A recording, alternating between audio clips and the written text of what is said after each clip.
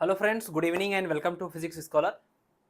तो ये wave and oscillation का सबसे लास्ट लेक्चर है सॉरी, जिसमें हम लोग वेव एंड ऑसिलेशन के जो आपके प्रीवियस ईयर के क्वेश्चंस हैं उनको, और पिछली क्लास में जो टॉपिक्स हमने कवर करे थे जैसे progressive wave, stationary wave, beats, इन टॉपिक्स को मिला करके भी कुछ क्वेश्चंस को हम यहाँ पर डिस्कस करेंगे। ठीक है, तो ये लेक्चर इस पूरे यूनिट का आपका लास्ट लेक्चर है।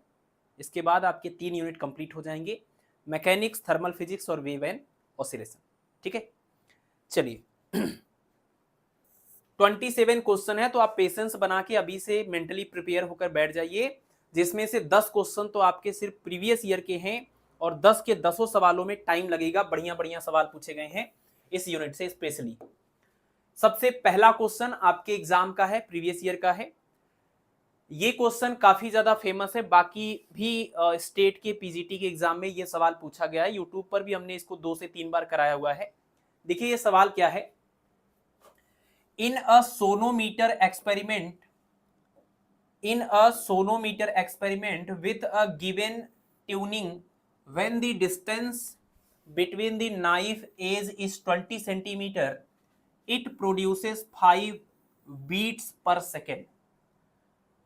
पिछली क्लास में आपने ये पढ़ा हुआ है कि बीट्स पर सेकेंड को ही बीट्स फ्रीक्वेंसी बोलते हैं, जो दोनों फ्रीक्वेंसी, दोनों साउंड के फ्रीक्वेंसी के डिफरेंस के इक्वल होता है ना। बीट्स पर सेकेंड का मतलब क्या हुआ? बीट्स पर सेकेंड का मतलब हुआ एक सेकेंड में कोई भी चीज जितनी बार होती है उसको फ्रीक्वेंसी बोलते हैं। तो एक सेकेंड में जितने बीट्स बनेंगे उनको हम बीट्स फ्रीक्वेंसी बोलेंगे। और आपको पता है बीट्स फ्रीक्वेंसी किसके इक्वल होता है? बीट्स फ्रीक्वेंसी दोनों साउंड वेव की फ्रीक्वेंसीज के डिफरेंस के इक्वल होता है। तो कह रहे हैं कि जो आपका सोनोमीटर है, जब उसके साथ हम कोई ट्यूनिंग फोर्क को ले जाते हैं वाइब्रेट करते हुए, तो कितने बीट्स बनते हैं? 5 बीट बनते हैं पर सेकेंड में। इसका मतलब ट्यूनिंग फोर्क और आपके सोनोमीटर से जो साउंड क्रिएट हो रहा है, दोनों के बीच में 5, उनकी फ्रीक्वेंसीज में 5 हर्ट्ज का डिफरेंस है। ठीक है, आगे क्या करें विद द ट्यूनिंग फोर्क? करें कि if the distance between the knife edges is change to 21 centimetre. जो आपका सोनोमीटर है, सोनोमीटर आपको पता है, सोनोमीटर ये एक ऐसा डिवाइस है कि इसमें क्या होगा कि एक साउंड बॉक्स आपके पास होगा और इसमें ऐसे आपके ये इस तरीके से ये लगा होगा, इसको हम नाइफ एज बोलते हैं। और इसके साथ यहाँ पर एक स्ट्रिंग लगा होगा। नाइफ एजेज के बीच की डिस्टेंस को कम ज्यादा करते हैं, तो ये जो वाइब्रेटिंग सेक्शन है स्ट्रिंग का, इसकी लेंथ को हम लोग जब चेंज करेंगे तो जो इससे साउंड प्रोड्यूस होगी उसकी फ्रीक्वेंसी भी चेंज होगी। n equal to P by 2l under root T upon m, ये फार्मूला पढ़ चुके है ना। ये फार्मूला पढ़ चुके हैं, स्ट्रेच्ड स्ट्रिंग की फ्रीक्वेंसी का फार्मूला। और यहाँ सोनोमीटर में जो स्ट्रेच्ड स्ट्रिंग आपको दिख रही है, इसकी ये जो लेंथ है वो नाइफ एजेज के, अगर आप इनको नजदीक करते हैं तो ये लेंथ कम होगी, दूर करेंगे तो ये लेंथ बढ़ जाएगी। और लेंथ को जैसे ही आप बदलेंगे फ्रीक्वेंसी, आप देखिए बिल्कुल उल्टा रिलेशन होता है। इस बात को समझिए। ये फार्मूला कहता है कि जैसे ही आप नाइफ एजेस के बीच का जो लेंथ है या नाइफ एजेस के बीच की जो डिस्टेंस है, अगर आप उसको चेंज करते हैं तो फ्रीक्वेंसी बिल्कुल उससे उल्टे प्रभावित हो जाएगी। पहले नाइफ एजेस के बीच की डिस्टेंस थी 20 सेंटीमीटर और बाद में आपने करी है 21 सेंटीमीटर, यानी आपने लेंथ को इंक्रीज किया है। पहले 20 था, बाद में 21 कर दिया, आपने लेंथ को इंक्रीज कर दिया। इसका मतलब जो साउंड यहां से प्रोड्यूस होगा उसकी फ्रीक्वेंसी डिक्रीज हो जाएगी। लेकिन बात यहां ये बोल रहे हैं कि चाहे आप इनके बीच की डिस्टेंस को 20 रखिए चाहे 21, ये इसके साथ में जो ट्यूनिंग फोर्क हम लगा रहे हैं उस ट्यूनिंग फोर्क के साथ ये हमेशा 5 का डिफरेंस आ रहा है, क्योंकि यहां पर भी आपको 5 बीट पर सेकेंड दे रहा है, यहां पर भी आपको 5 बीट पर सेकेंड दे रहा था। ध्यान समझिए। अगर हम ये मान लें, थोड़ी देर के लिए हम मान लें कि ये जो हमारा ट्यूनिंग फोर्क है इसकी फ्रीक्वेंसी एफ है, तो इसका मतलब कि जब इनके बीच की लेंथ 20 सेंटीमीटर थी तब, और जब इनके बीच की लेंथ 21 सेंटीमीटर थी तब, दोनों ही केस में जो इसकी फ्रीक्वेंसी आई, इसकी सोनोमीटर की फ्रीक्वेंसी, वो फ्रीक्वेंसी इस एफ से 5 या ज्यादा रही होगी या तो 5 कम रही होगी। भाई दो फ्रीक्वेंसीज का डिफरेंस अगर 5 होगा तभी तो 5 बीट बनेंगे। तो यहां पर आप बताइए, जब ये 20 था और ये फिर बाद में 21 किया गया, तो 20 वाले केस में फ्रीक्वेंसी, 20 वाले केस में जब लेंथ कम रहेगा तो फ्रीक्वेंसी ज्यादा रहेगी, जब लेंथ को आप बढ़ा देंगे तो फ्रीक्वेंसी कम हो जाएगी। तो इस वाले केस में अगर हम इसकी फ्रीक्वेंसी आपसे पूछें तो ये फ्रीक्वेंसी कितनी होगी? ये फ्रीक्वेंसी इस वाले केस में जो भी फ्रीक्वेंसी थी उससे क्या होगी, लेंथ ज्यादा तो फ्रीक्वेंसी कम, लेंथ कम तो फ्रीक्वेंसी ज्यादा। तो यहां वाली फ्रीक्वेंसी ज्यादा लेनी है, यहां वाली फ्रीक्वेंसी हमें कम लेनी है। किससे ज्यादा किससे कम, ये जो हमारा ये ट्यूनिंग फोर्क है उससे हमें ज्यादा लेना है, कितना, 5 ज्यादा लेना है और इसी से 5 कम लेना है। तो यानी यहां पर हो जाएगा f+5 और यहां हो जाएगा f-5। ये बात आप समझ रहे हैं। आप ट्यूनिंग फोर्क लेके गए जिसकी फ्रीक्वेंसी f थी और यहां पर नाइफ एजेस के बीच का डिस्टेंस 20 था, तो उस टाइम हमने मान लिया कि इनका जो साउंड वाइब्रेट होगा उसकी फ्रीक्वेंसी कितनी होगी, f+5। तो ये f+5 है और ये f है, तो दोनों में 5 का डिफरेंस है, तो आपको क्या मिलेगा, 5 बीट मिल जाएगा। दूसरे वाले केस में आपने लेंथ को 20 से बढ़ा करके 21 कर दिया और फार्मूला कहता है कि लेंथ बढ़ाने पर फ्रीक्वेंसी घटेगी, तो जो फ्रीक्वेंसी यहाँ f+5 थी अब उसको हमने घटा दिया, f-5 कर दिया। और 5 ही क्यों किया, क्योंकि अभी भी इसमें और इसमें 5 का डिफरेंस है ना। तो पहले क्या था, ये आपका ट्यूनिंग फोर्क हुआ, पहले आपके सोनोमीटर की फ्रीक्वेंसी ये थी और बाद में उसकी फ्रीक्वेंसी आपने क्या कर दी, ये कर दी। यहां भी आपको 5 का डिफरेंस मिल रहा है, यहां भी आपको 5 का डिफरेंस मिल रहा है, तो 5 बीट यहां भी बनेंगे, 5 बीट यहां भी बनेंगे। ये केस कौन सा था, जब फ्रीक्वेंसी आपने f+5 लिया है, यानी इससे बढ़ा करके आपने लिया हुआ है। तो ये केस था 20 सेंटीमीटर लेंथ के केस में और ये था आपका 21। लेंथ बढ़ता है तो फ्रीक्वेंसी घटती है, इस वजह से आपको इस बात का भी ध्यान रखना होगा। यहां तक क्लियर है, ठीक है।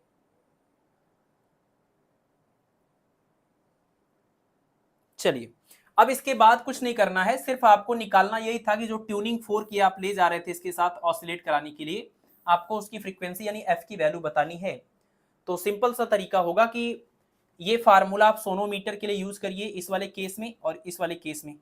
तो पहले केस में जब आप यूज करेंगे, या तो ऐसे देख लीजिए, n प्रोपोर्शनल टू 1/L है, तो आप लिखेंगे N1/N2 is equal to L2/L1। बस यहाँ पर यही डिसाइड करना था कि इस वाले केस में ज्यादा लेना और इस वाले केस में कम लेना, बस इतना ही था। N1 फ्रीक्वेंसी कितनी है, f+5 और N2 फ्रीक्वेंसी कितनी है, f-5। L2 लेंथ कितना है, 21 और L1 लेंथ कितना था, 20। बस इसी को सॉल्व कर लीजिए, आपको मिल जाएगा f की वैल्यू। तो ये क्रॉस मल्टीप्लाई करने पर हो जाएगा 20f और प्लस में 100 इज इक्वल टू, यहाँ मल्टीप्लाई करिए 21f और माइनस में कितना, 105 और इसको इधर इस साइड ले जाइए, इसको इस साइड ले आइए, तो 100 और 105 मिलाकर के 205 होगा। 21f माइनस 20f करेंगे तो f हो जाएगा। तो आपको मिल जाएगी ट्यूनिंग फोर्क की frequency 205 hertz. Option number D correct हो जाएगा, ठीक है। इसका answer option number D correct हो जाएगा। और सिंपल सी बात है कि लेंथ अगर आपने इंक्रीज किया है तो फ्रीक्वेंसी डिक्रीज होगी, लेकिन 5 बोलने की वजह से आपको हमेशा ट्यूनिंग फोर्क के साथ 5 का डिफरेंस लेना है, तो वहां पर डिक्रीज करना है बाद में, तो वहां पर f+5 ले लिया, यहां पर f-5 ले लिया, दोनों का रेशियो लेकर के सॉल्व कर लिया, ठीक है, ठीक है। तो ऑप्शन नंबर डी इसका करेक्ट हो जाएगा। चलिए अगला सवाल, ये सवाल आपके एग्जाम का था और अच्छा सवाल है, ये फेमस है पीजीटी के एग्जाम के लिए। अगला सवाल है आपका, ये भी आपके प्रीवियस ईयर का ही है। इसमें कह रहा है कि a uniform rod of length L is suspended from a rigid support. एक रॉड को एक रिजिड सपोर्ट से सस्पेंड किया गया। The point of suspension is at x distance from the centre of the rod. Rod के centre से x distance पर point पर वो फिक्स किया गया है। Find the value of x for which the time period of oscillation of the rod is minimum. ये जो कैटेगरी है सवाल का, इसके ऊपर हम लोग 4-5 सवाल करेंगे, इसके बाद एक और सॉल्व कर लेंगे, बाकी जो आपके लिए एक दो होमवर्क दे देंगे, है ना। ये बहुत ही फेमस है कि मिनिमम ऑसिलेशन का केस और मैक्सिमम ऑसिलेशन का केस पूछा जाता है ना। और ये केस क्या है कि आपका ये जो रॉड है, इस रॉड को लटकाया गया है किसी रिजिड सपोर्ट से, यहां से, है ना, मतलब इसमें ऐसे होल करके लटकाया जाएगा रिजिड सपोर्ट से, ये इसका सेंटर हो जाएगा रॉड का। करें कि the point of suspension is at x distance from the centre of the rod. इस रॉड के सेंटर यानी सेंटर ऑफ ग्रेविटी से ये जो पॉइंट ऑफ सस्पेंशन है ये कितनी डिस्टेंस पर है, ये है आपका x डिस्टेंस पर, ठीक है। आगे करें कि find the value of x for which the time period of oscillation of the rod is minimum. सबसे पहले तो हमें इस रॉड के टाइम पीरियड का फार्मूला बनाना होगा, फिर वो टाइम पीरियड को मिनिमम करने की कंडीशन हमें अप्लाई करनी होगी, है ना। और ये केस किसका है, जब किसी बॉडी को हम लोग किसी एक्सिस के अबाउट यहां पर फिक्स कर देते हैं और उसको उस एक्सिस के अबाउट रोटेट करने लगते हैं, तो इसको हम लोग बोलते हैं कंपाउंड पेंडुलम। तो ये जो रॉड है आपका, एक्चुअली ये यहां पर ऐसे इसमें से होल करते हुए एक एक्सिस पास होगा और यहां से भी एक एक्सिस पास होगा, दो पैरेलल एक्सिस हो जाएंगे। तो ये आपका पूरा केस बन गया कंपाउंड पेंडुलम का। और कंपाउंड पेंडुलम के टाइम पीरियड का फार्मूला हमने शायद पहले या दूसरे वाले लेक्चर में डिस्कस किया था। Compound pendulum, torsional pendulum, simple pendulum, सबकी बात करी थी हमने। तो कंपाउंड पेंडुलम के टाइम पीरियड का फार्मूला होता है T = 2 pi under root I upon mgl, I upon क्या, mgl। इसमें आपको हर एक टर्मिनोलॉजी ध्यान रखना होगा कि आई क्या है और एल क्या है।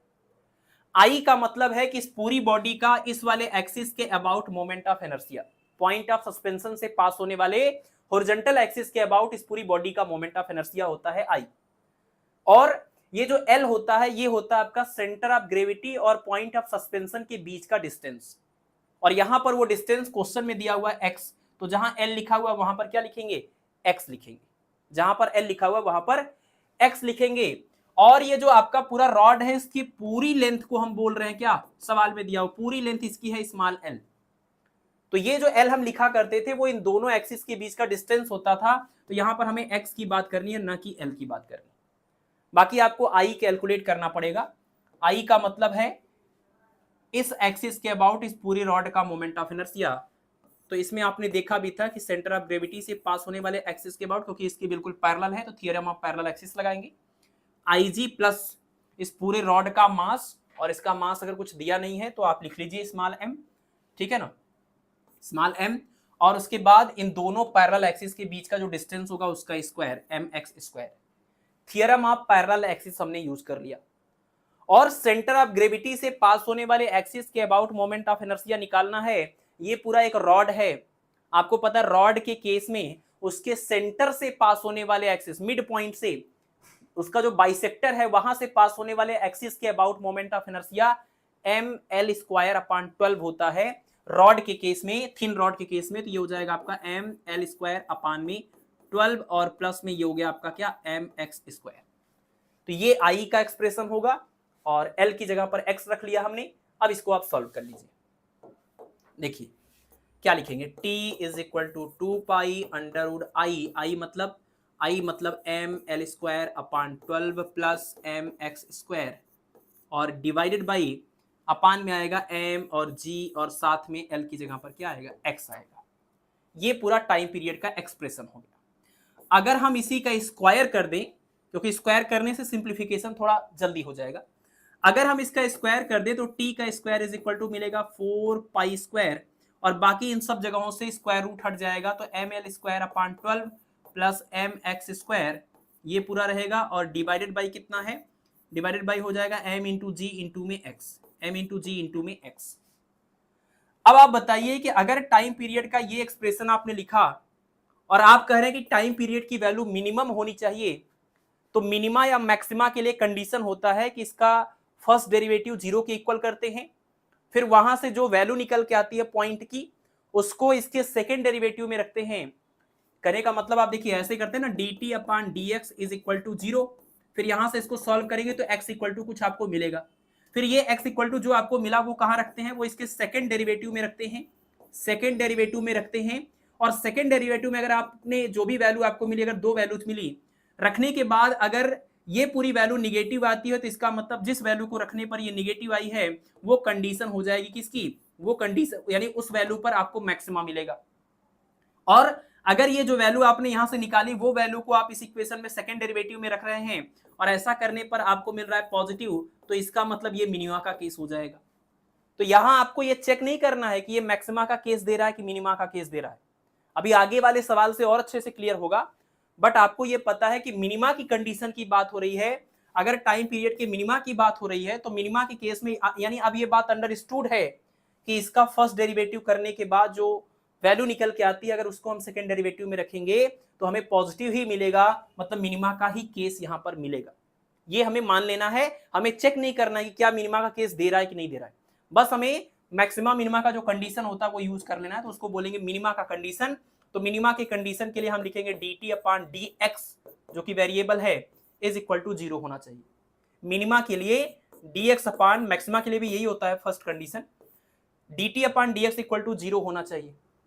और आप एक चीज और नोटिस करिए यहां पर कि अगर dt अपॉन dx की वैल्यू 0 होनी चाहिए मिनिमा के लिए, तो मान लीजिए कि अगर हम d dx ऑफ t स्क्वायर की बात करें, इसका डेरिवेटिव न लेकर के हम इसका डेरिवेटिव लें, तो क्या होना चाहिए? तो अगर आप इसका डेरिवेटिव लेंगे तो क्या हो जाएगा, टी स्क्वायर है तो पहले 2 आएगा, फिर टी आएगा, फिर टी का एक्स के रिस्पेक्ट में करेंगे dt अपॉन dx आएगा। और आप कह रहे हैं मिनिमा के लिए ये वैल्यू 0 होनी चाहिए, तो ये पूरा मल्टीप्लाई होकर के ये भी क्या हो जाएगा, 0 हो जाएगा। तो अगर t की वैल्यू मिनिमम है तो dt upon dx equal to भी 0 होगा, और d dx ऑफ t के स्क्वायर का भी अगर हम डेरिवेटिव लें तो वो भी 0 ही होगा। इसमें कोई अलग चीज नहीं है, ये कोई अलग रूल नहीं है, यही सेम चीज हम यहाँ पर अप्लाई कर रहे हैं।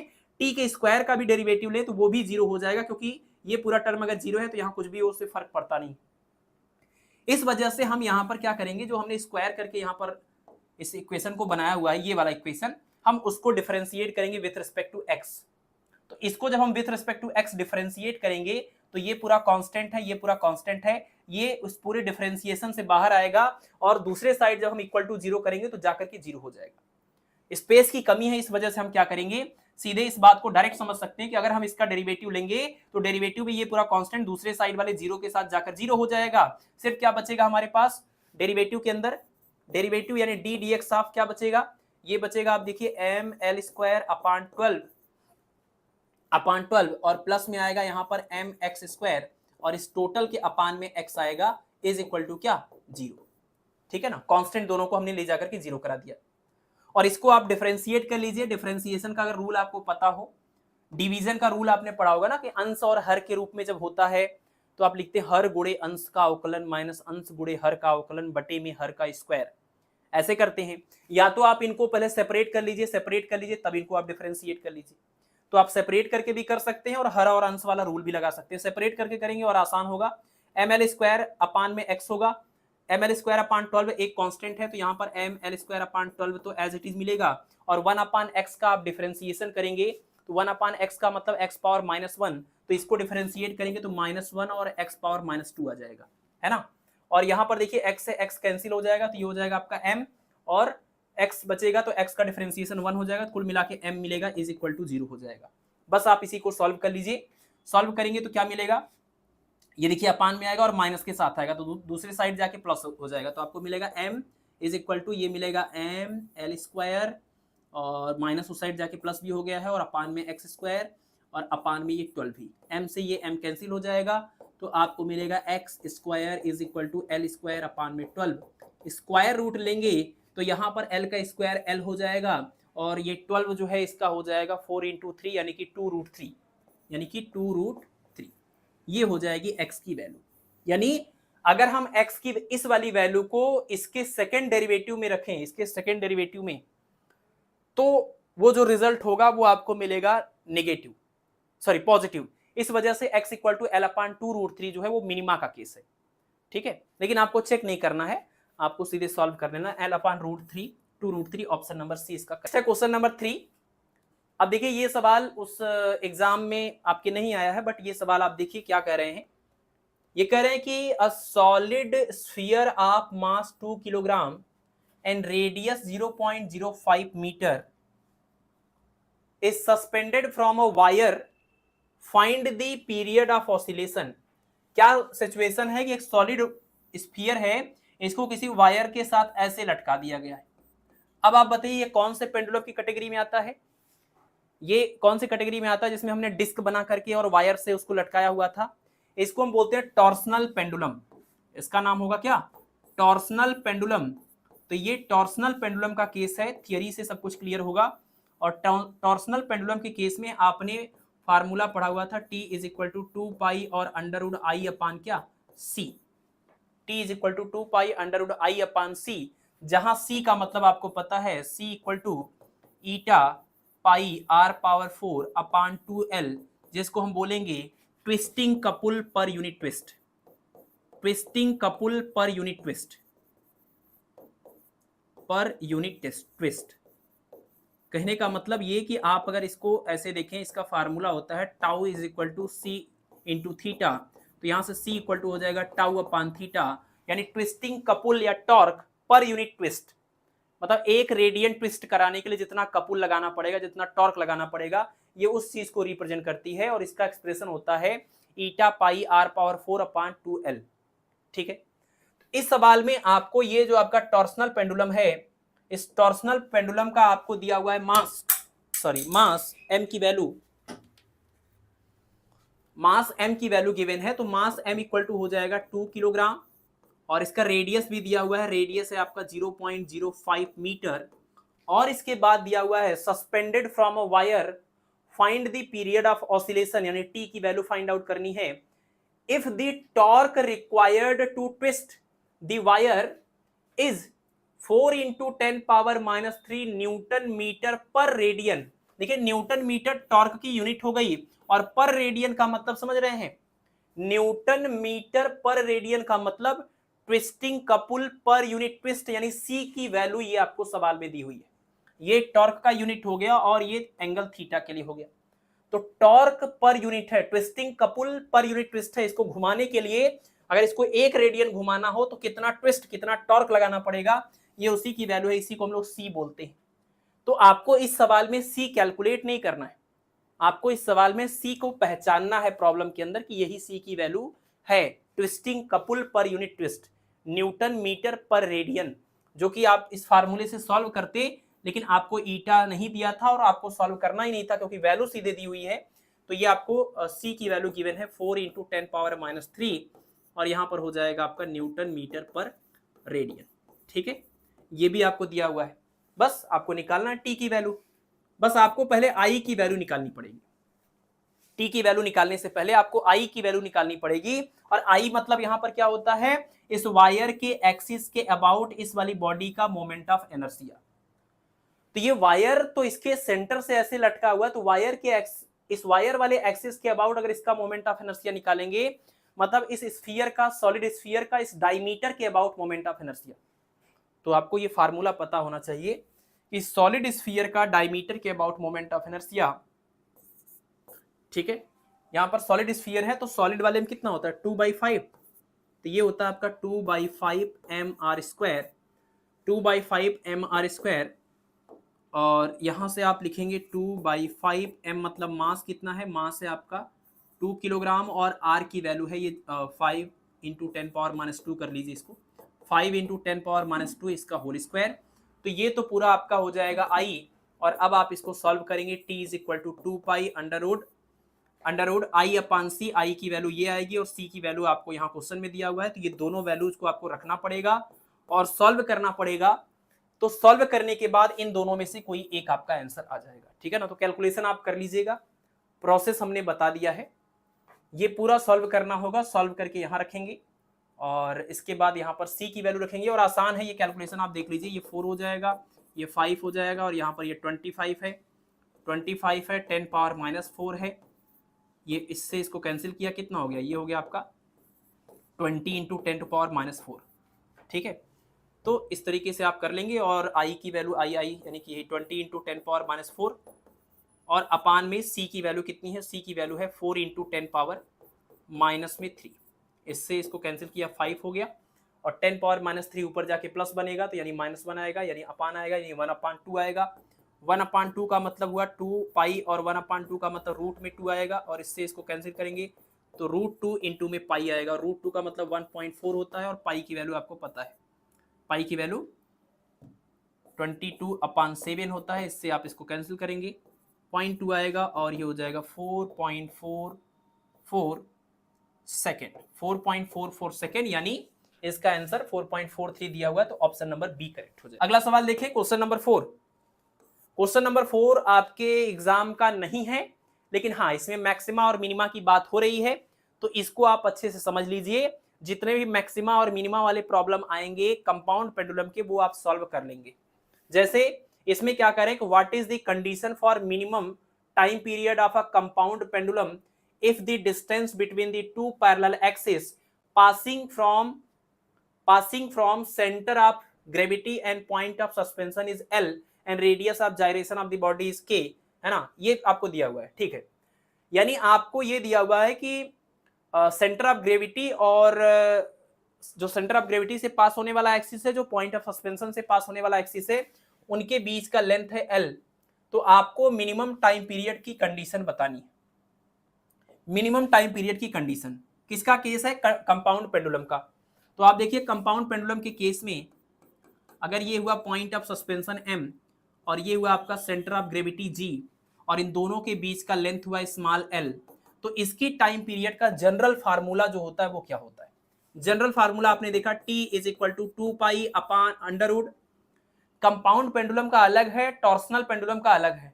टॉर्सनल पेंडुलम में under root I upon C आ जाता है और कंपाउंड पेंडुलम में आता है आई अपॉन, यहां पर आएगा m इंटू जी इंटू एल। एल मतलब है इन दोनों से पास होने वाले पैरेलल एक्सिस के बीच का डिस्टेंस। पॉइंट ऑफ सस्पेंशन और सेंटर ऑफ ग्रेविटी से पास होने वाले पैरेलल एक्सिस के बीच का डिस्टेंस यहां पर लिखा जाएगा। ठीक है, चलिए आई को थोड़ा समझते हैं। आई क्या है? आई है इस वाले एक्सिस के अबाउट इस पूरी बॉडी का मोमेंट ऑफ इनर्शिया। तो इस एक्सिस के अबाउट बॉडी का moment of inertia, theorem of parallel axis लगाएंगे, इस वाले एक्सिस के अबाउट निकालेंगे ग्रेविटी, सेंटर ऑफ ग्रेविटी से जो पास हो रहा है, मास ऑफ द बॉडी लिखेंगे और दोनों के बीच का जो डिस्टेंस है उसका स्क्वायर करेंगे। और अगर बात हम किसी इसकी करें, इन जनरल आपका जो कंपाउंड पेंडुलम है वो रॉड के फॉर्म में हो सकता है या किसी भी दूसरे शेप में हो सकता है। ये जो पूरी बॉडी ऑसिलेट कर रही है, हमने आपको थियरी में ऐसा कुछ बनाया था ना, ऐसा, तो किसी भी शेप की ये बॉडी हो सकती है जो पूरी बॉडी ऑसिलेट करेगी, है ना। इसी के अंदर से कोई एक एक्सिस होगा, उसी एक्सिस के अबाउट ये पूरी बॉडी आपकी ऑसिलेट करेगी। अगर धागे से लटका करके इसका ऑसिलेशन कराएंगे तो ये टॉर्सन, और ऐसे करके ऑसिलेशन कराएंगे उसको ऐंठेंगे तो वो आपका टॉर्सनल पेंडुलम होता है, जिसमें डिस्क या स्फीयर ऐसा कुछ लटका देते हैं। तो ये कंपाउंड पेंडुलम हुआ। आई जी की अगर बात करें, सेंटर ऑफ ग्रेविटी से पास होने वाले एक्सिस के अबाउट अगर मोमेंट ऑफ इनर्शिया लिखें, तो इन जनरल कोई भी शेप की बॉडी हो, आप ये बात तो जानते हैं m इंटू के स्क्वायर तो हमेशा काम करता है ना। m इंटू के स्क्वायर हमेशा काम करता है, रेडियस ऑफ जाइरेशन है, प्लस में ये हो जाएगा एम एल स्क्वायर, यहां से आप m को कॉमन लेंगे तो के स्क्वायर प्लस में आएगा एल स्क्वायर और ये हो जाएगा i। ठीक है, यानी आपने इस पूरी बॉडी का इस वाले एक्सिस के अबाउट मोमेंट ऑफ इनर्शिया निकाल लिया और इसको आप यहां रख दीजिए, l की जगह पर l रख लीजिए, तो t इक्वल टू बनेगा 2 पाई अंडर रूट आई की जगह पर लिखेंगे एम के स्क्वायर प्लस एल स्क्वायर और अपान एम इंटू जी इंटू और स्मॉल एल। ये एम से ये एम तो कैंसिल हो जाएगा, लेकिन ये जो एल है उसको आप ऊपर ले जा करके डिवाइड करिए, इसको भी और इसको भी, जी को यहीं रहने दीजिए, तो टी इक्वल टू बनेगा 2 पाई और स्क्वायर रूट के अंदर आएगा K square upon L, L square upon L, तो के स्क्वायर अपान एल तो ठीक है, के स्क्वायर अपान एल और एल स्क्वायर अपान एल करेंगे तो यहाँ पर एल आएगा और टोटल के अपान में यहाँ रूट के अंदर ही जी आएगा। ठीक है, ऐसे फॉर्म में हमने इसको इसलिए लिखा है क्योंकि ये बात आप ध्यान रखिए, अगर आप इस इक्वेशन को इस टाइम कंपेयर करें सिंपल पेंडुलम के टाइम पीरियड के फार्मूले से, t is equal to 2 pi under root L upon G, तो एक सवाल पूछ लिया जाता है कई बार कि कंपाउंड पेंडुलम का इक्विवेलेंट अगर हम सिंपल पेंडुलम देखें, कंपाउंड पेंडुलम के इक्विवेलेंट सिंपल पेंडुलम की लेंथ क्या है, तो आप देखिए ये जो यहाँ लेंथ की जगह पर मिल रहा है, जहां यहाँ एल आता था वहां पर इसमें क्या आ रहा है, के square upon L plus L. यहाँ पर एल इक्वल टू क्या रखते हैं, अगर आप यहाँ पर एल इक्वल टू रखते हैं 0 तो टी की वैल्यू आएगी इनफाइनाइट और टी की वैल्यू इससे ज्यादा कभी नहीं हो सकती, यानी ये हो गई कंडीशन ऑफ मैक्सिमा। ये हो गई कंडीशन ऑफ मैक्सिमा कि अगर आपको ये टाइम पीरियड की मैक्सिमम वैल्यू चाहिए तो दोनों जो पैरेलल एक्सिस हैं, पॉइंट ऑफ सस्पेंशन और सेंटर ऑफ ग्रेविटी, इन दोनों के बीच की डिस्टेंस 0 होनी चाहिए, यानी बॉडी को उसके सेंटर ऑफ ग्रेविटी से पास होने वाले एक्सिस में ही सस्पेंड करना पड़ेगा, यानी इस बॉडी को लटकाना पड़ेगा यहां से बिल्कुल इसके बीच में से होल करते हुए। ये सब हमें नहीं करना होगा, ये सब हमें हटा देना होगा। अब इस बॉडी का जो पॉइंट ऑफ जो इसका जो पीरियड ऑफ ऑसिलेशन होगा वो इनफाइनाइट हो जाएगा, इसका मतलब अब ये ऑसिलेट ही नहीं करेगी, ये मैक्सिमा का केस हो गया है। तो dt upon dl is equal to, अगर आप 0 करते हैं, फर्स्ट डेरिवेटिव को 0 करते हैं मैक्सिमा मिनिमा के लिए, तो मैक्सिमा मिनिमा के लिए जब आप इसको 0 करेंगे तो यहां से आपको l के लिए कुछ कंडीशन मिलेगा और l के लिए जो कंडीशन मिलेगा उसको आप रखेंगे d2t अपान dl स्क्वायर, और d2t अपान dl स्क्वायर में जैसे आप l की जो वैल्यू आपको यहां से मिलेगी वो वैल्यू को आप रखेंगे तो रखने के बाद आप कहते हैं ना कि मैक्स प्लस मिलेगा कि माइनस मिलेगा, तो जब आप ये वैल्यू को इसमें रखेंगे तो आपको यहां पर मिलता है क्या, पॉजिटिव। आपको यहां पर क्या रिजल्ट मिलेगा, पॉजिटिव। इसका मतलब एल की ये वाली जो वैल्यू है वो मिनिमा की कंडीशन को रिप्रेजेंट कर रही थी। यानी ये जो हमने यूज किया था मैक्सिमा और मिनिमा के लिए कि किस पॉइंट पर मैक्सिमा मिलेगा किस पॉइंट पर मिनिमा, तो हमें यहां से जो एल की वैल्यू मिलेगी उस वैल्यू को जब हम सेकंड डेरिवेटिव में रखते हैं तो हमें हमेशा पॉजिटिव मिलता है। जो भी वैल्यू हमको यहां पर मिलेगी प्लस में और माइनस में स्क्वायर रूट के बाद में, वो वैल्यू को हम यहां पर रखते हैं तो हमें हमेशा प्लस मिलता है। इसका मतलब इस पर्टिकुलर पॉइंट पर ये जो आपका टाइम पीरियड है वो मिनिमम ही होगा, मैक्सिमम का केस आपको यहां से नहीं मिलेगा, और वो मैक्सिमम आपको यहीं से मिल गया। ठीक है, तो इस वजह से मिनिमा के लिए आपको ये डेरिवेटिव को जीरो करने की जरूरत पड़ेगी, और मैक्सिमा के लिए आप ये सीधे ये आंसर याद कर लेंगे अब कि इस एक्सप्रेशन में अगर हम जैसे ही एल की वैल्यू जीरो ले लेते हैं टाइम पीरियड मैक्सिमम हो जाएगा, इनफाइनाइट हो जाएगा। तो ये हुआ कंडीशन फॉर मैक्सिमा और ये हुआ कंडीशन फॉर मिनिमा, और ये आपको सॉल्व करना पड़ेगा। हम आपको बता रहे हैं कि अब आप जब इसको पूरा डिफरेंशिएट करके एल के रिस्पेक्ट में जीरो के बराबर करेंगे, ऐसे ही दिखा देते हैं आपको, यहीं से आपको इसको डिफरेंशिएट करना है विद रिस्पेक्ट टू एल। तो एक काम करिए सुविधा के लिए, वही बात है, स्क्वायर कर लीजिए इसका, तब डिफरेंशिएट करिए। तो इसका जैसे आप स्क्वायर करेंगे तो स्क्वायर करने के बाद आपको मिलेगा T square is equal to 4 pi square, bracket में आएगा के स्क्वायर अपान एल और प्लस में एल, और क्या बचा था, अपान में कुछ था, अपान में ये आपका जी बचा हुआ था। अब आप इसका डेरिवेटिव यहां पर जीरो करिए इज इक्वल टू जीरो, क्योंकि हमने बात बता दी उसकी कहानी पीछे।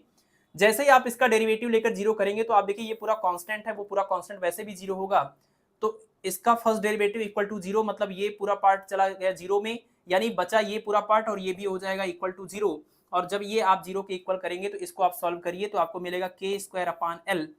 कुछ गड़बड़ हो गया है यहाँ पर, कुछ गड़बड़ हो गया है, हाँ इसको डिफरेंशिएट अभी करना था, अभी इसको डिफरेंशिएट करना था ना, तो इसको हमने डिफरेंशिएट किया क्या, इसको डिफरेंशिएट करेंगे तो आपको मिलेगा के स्क्वायर और एल है तो यहाँ पर मिलेगा माइनस ऑफ एल स्क्वायर हो जाएगा, और इस एल का हो जाएगा 1 इज इक्वल टू जीरो।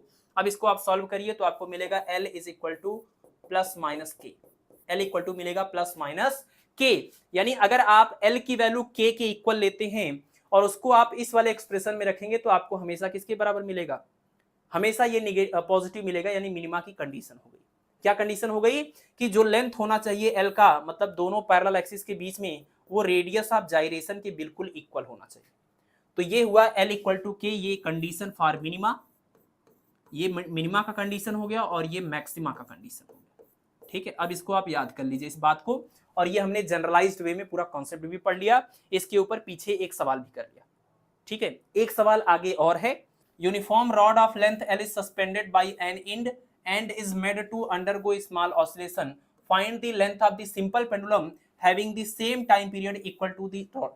यानी एक रॉड है, एल लेंथ का ये रॉड है, इसको ऐसे लटकाया गया है, तो इसका टाइम पीरियड कितना होगा, ये आपका compound pendulum 2 pi under root I upon M G L. और यहां पर रही बात लेंथ की, तो यहां से ये लटकाया गया है और सेंटर ऑफ ग्रेविटी बीच में बिल्कुल होता है, रॉड के बिल्कुल बीच में, तो इसका मतलब दोनों पैरेलल एक्सिस के बीच का डिस्टेंस आप ले लेंगे l/2। तो यहाँ पर आप लिखिएगा यानी कि पॉइंट ऑफ सस्पेंशन और इसके बीच की डिस्टेंस हो जाएगी l/2, और i की जगह पर क्या लिखेंगे, i इक्वल टू होता है IG और प्लस में m और दोनों के बीच का डिस्टेंस यानी l/2 का होल स्क्वायर। IG का मतलब यहाँ पर हो जाएगा ml स्क्वायर अपान में 12 और प्लस में हो जाएगा ये m l/2 का होल स्क्वायर। यानी आपको i की जगह पर ये पूरी वैल्यू रखनी होगी, और आप रख लीजिए, रखने के बाद क्या आएगा, t equal to 2 pi under root I, मतलब ये ml स्क्वायर अपान में 12 और प्लस में ml स्क्वायर अपान में 4। ठीक है, ये तो और सिंप्लीफाई हो जाएगा, ml स्क्वायर अपान 12 प्लस यहाँ से आएगा ml स्क्वायर अपान 4, 3 से मल्टीप्लाई किया डिवाइड किया तो 3 और ये 1 मिला करके 4 ml स्क्वायर बनेगा, और अपान में 12 होगा, इससे ये कैंसिल होगा, आपको मिलेगा ml स्क्वायर अपान में 3। यानी जो मोमेंट ऑफ इनर्शिया मिला वो मिल गया ml स्क्वायर अपान में 3 डिवाइडेड बाई mgl/2। क्या मिलेगा, mg और l/2।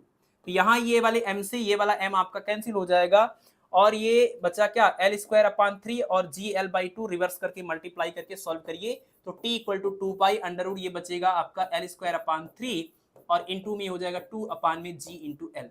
एक l से एक l को भी कैंसिल कर लीजिए तो 2l अपान 3g बन जाएगा, तो 2 पाई अंडर रूट 2l अपान में 3g इतना हमने सॉल्व करके सिर्फ इस रॉड का या कंपाउंड पेंडुलम का टाइम पीरियड निकाला है।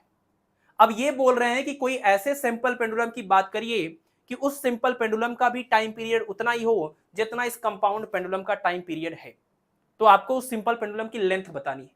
तो मान लीजिए कि ऐसा कोई एक सिंपल पेंडुलम है जिसकी लेंथ x है, ये जब ऑसिलेट करेगा तो इसका जो टाइम पीरियड होगा वो बिल्कुल इतना ही होगा, बिल्कुल इसी के इक्वल होगा, कंपाउंड पेंडुलम के टाइम पीरियड के इक्वल, है ना। तो हमें क्या करना होगा, x लेंथ वाले सिंपल पेंडुलम के टाइम पीरियड और इस कंपाउंड पेंडुलम के टाइम पीरियड को आपस में इक्वेट करना होगा। तो हम यहाँ t की जगह पर लिख सकते हैं सिंपल पेंडुलम का टाइम पीरियड जो कि इसी के बिल्कुल इक्वल। तो क्या हो जाएगा, t equal to 2 pi under root X upon में जी, जहां l लिखना था वहां हमने इसका रॉड का लेंथ, पेंडुलम का लेंथ x माना था। और ये कंपाउंड वाला कितना आया था, ये आपका आया था 2 पाई और अंडर रूट 2l अपान में कितना, अपान में 3g। 2 पाई से 2 पाई कैंसिल, स्क्वायर करेंगे तो रूट कैंसिल हट जाएगा, g से यहाँ g कैंसिल, कुल मिला के आपको x की वैल्यू मिलेगी 2l अपान में 3। मतलब सिंपल पेंडुलम की जो लेंथ होनी चाहिए वो रॉड के लेंथ के 2/3 टाइम्स होना चाहिए। ऐसे केस में दोनों का टाइम पीरियड बिल्कुल इक्वल आएगा। चलिए अगला सवाल देखिए, नेक्स्ट है हमारा क्वेश्चन नंबर 6। क्वेश्चन नंबर 6 आप लोग करिएगा, बिल्कुल सेम सवाल हम लोग कर चुके हैं। A uniform rod of length small l is pivoted at distance x from the top of the rod।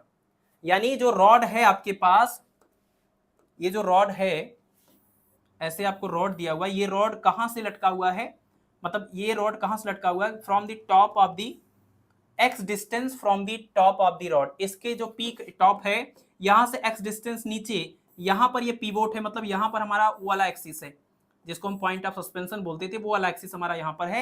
यहां से कितनी डिस्टेंस पर है, ये x डिस्टेंस पर है नीचे। आगे कह रहे हैं कि neglecting the friction find the value of x for which the minimum period of oscillation.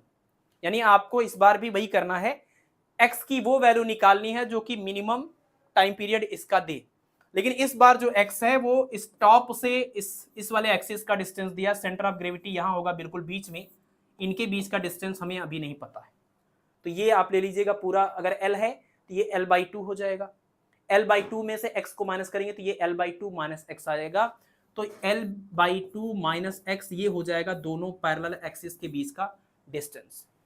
सारी कंडीशन जो इसके पहले आपने देखी मिनिमा वाले सवाल में, वही कंडीशन आपको अप्लाई करनी है और बिल्कुल वैसे ही सॉल्व करना है। थोड़ा सा न्यूमेरिकल वैल्यू इस बार चेंज किया, पहले यहाँ पर x था, अभी यहाँ पर x है, तो जो पहले x था वो अब l/2 माइनस x हो जाएगा। सॉल्व करेंगे तो आपको इसका आंसर मिल जाएगा। अगला है हमारा question number 7। The Q value of spring loaded with 0.3 kilogram is 60। ठीक है, Q वैल्यू का मतलब कि यहां पर क्वालिटी फैक्टर की बात हो रही है, तो क्वालिटी फैक्टर Q की वैल्यू है 60 और स्प्रिंग का जो स्प्रिंग के ऊपर जो आपने वेट लटकाया वो कितना है 0.3, यानी M इक्वल टू मास जो है वो 0.3 किलोग्राम है। ठीक है, आगे कह रहे हैं कि if it vibrates with the frequency of 2 hertz, आपको फ्रीक्वेंसी f की वैल्यू भी गिवन है 2 हर्ट्ज, तो आपको बताना है मैकेनिकल रेजिस्टेंस।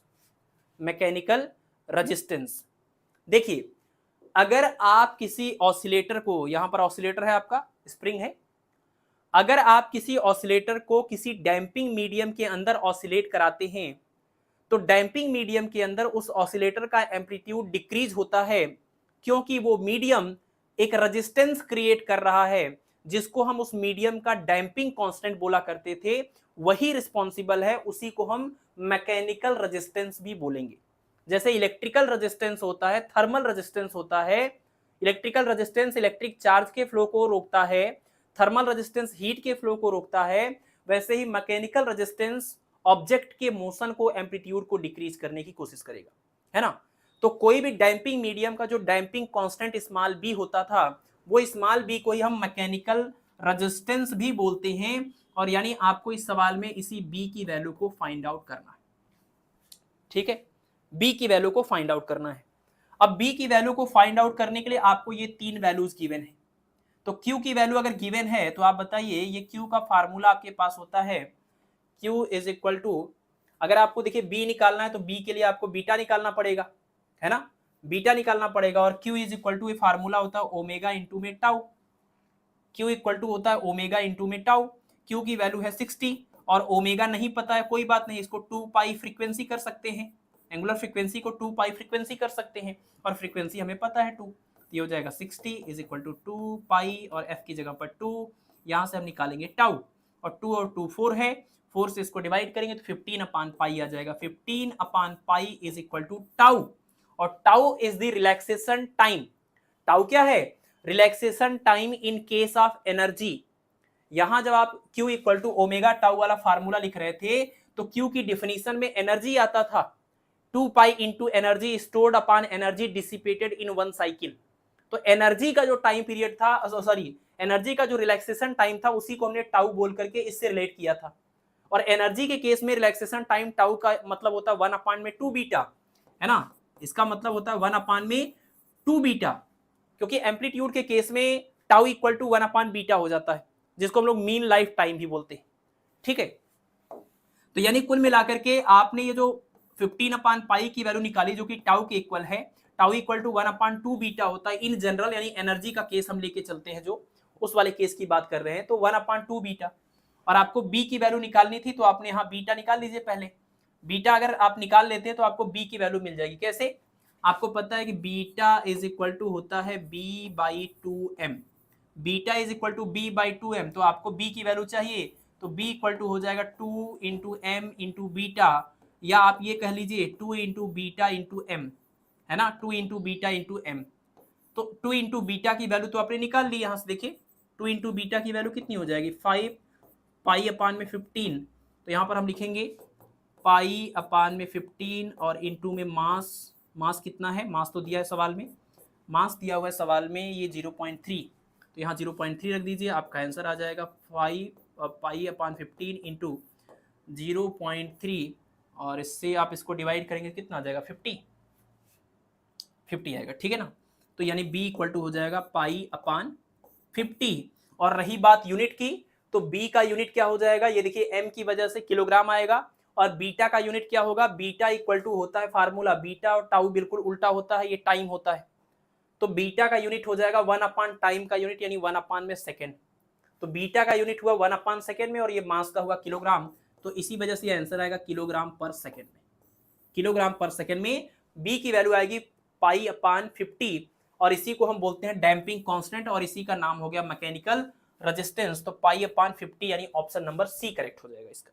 अगला सवाल देखिए, इस तरह के सवाल हमने पिछले जब न्यूमेरिकल के लेक्चर थे, कल से पहले वाले लेक्चर नंबर 4 में हमने आपको बताया था कुछ ऐसे बेसिक प्रॉब्लम्स हम डिस्कस कर रहे हैं जो पीवाईक्यूज वाले प्रॉब्लम्स को समझने के लिए जरूरी होते हैं होंगे, तो उसी में से एक कॉन्सेप्ट वहां हमने सीखा था। ये देखिए सवाल, ये क्या बोल रहे हैं कि a point mass small m, point mass small m is suspended at the end of a massless wire of length small l।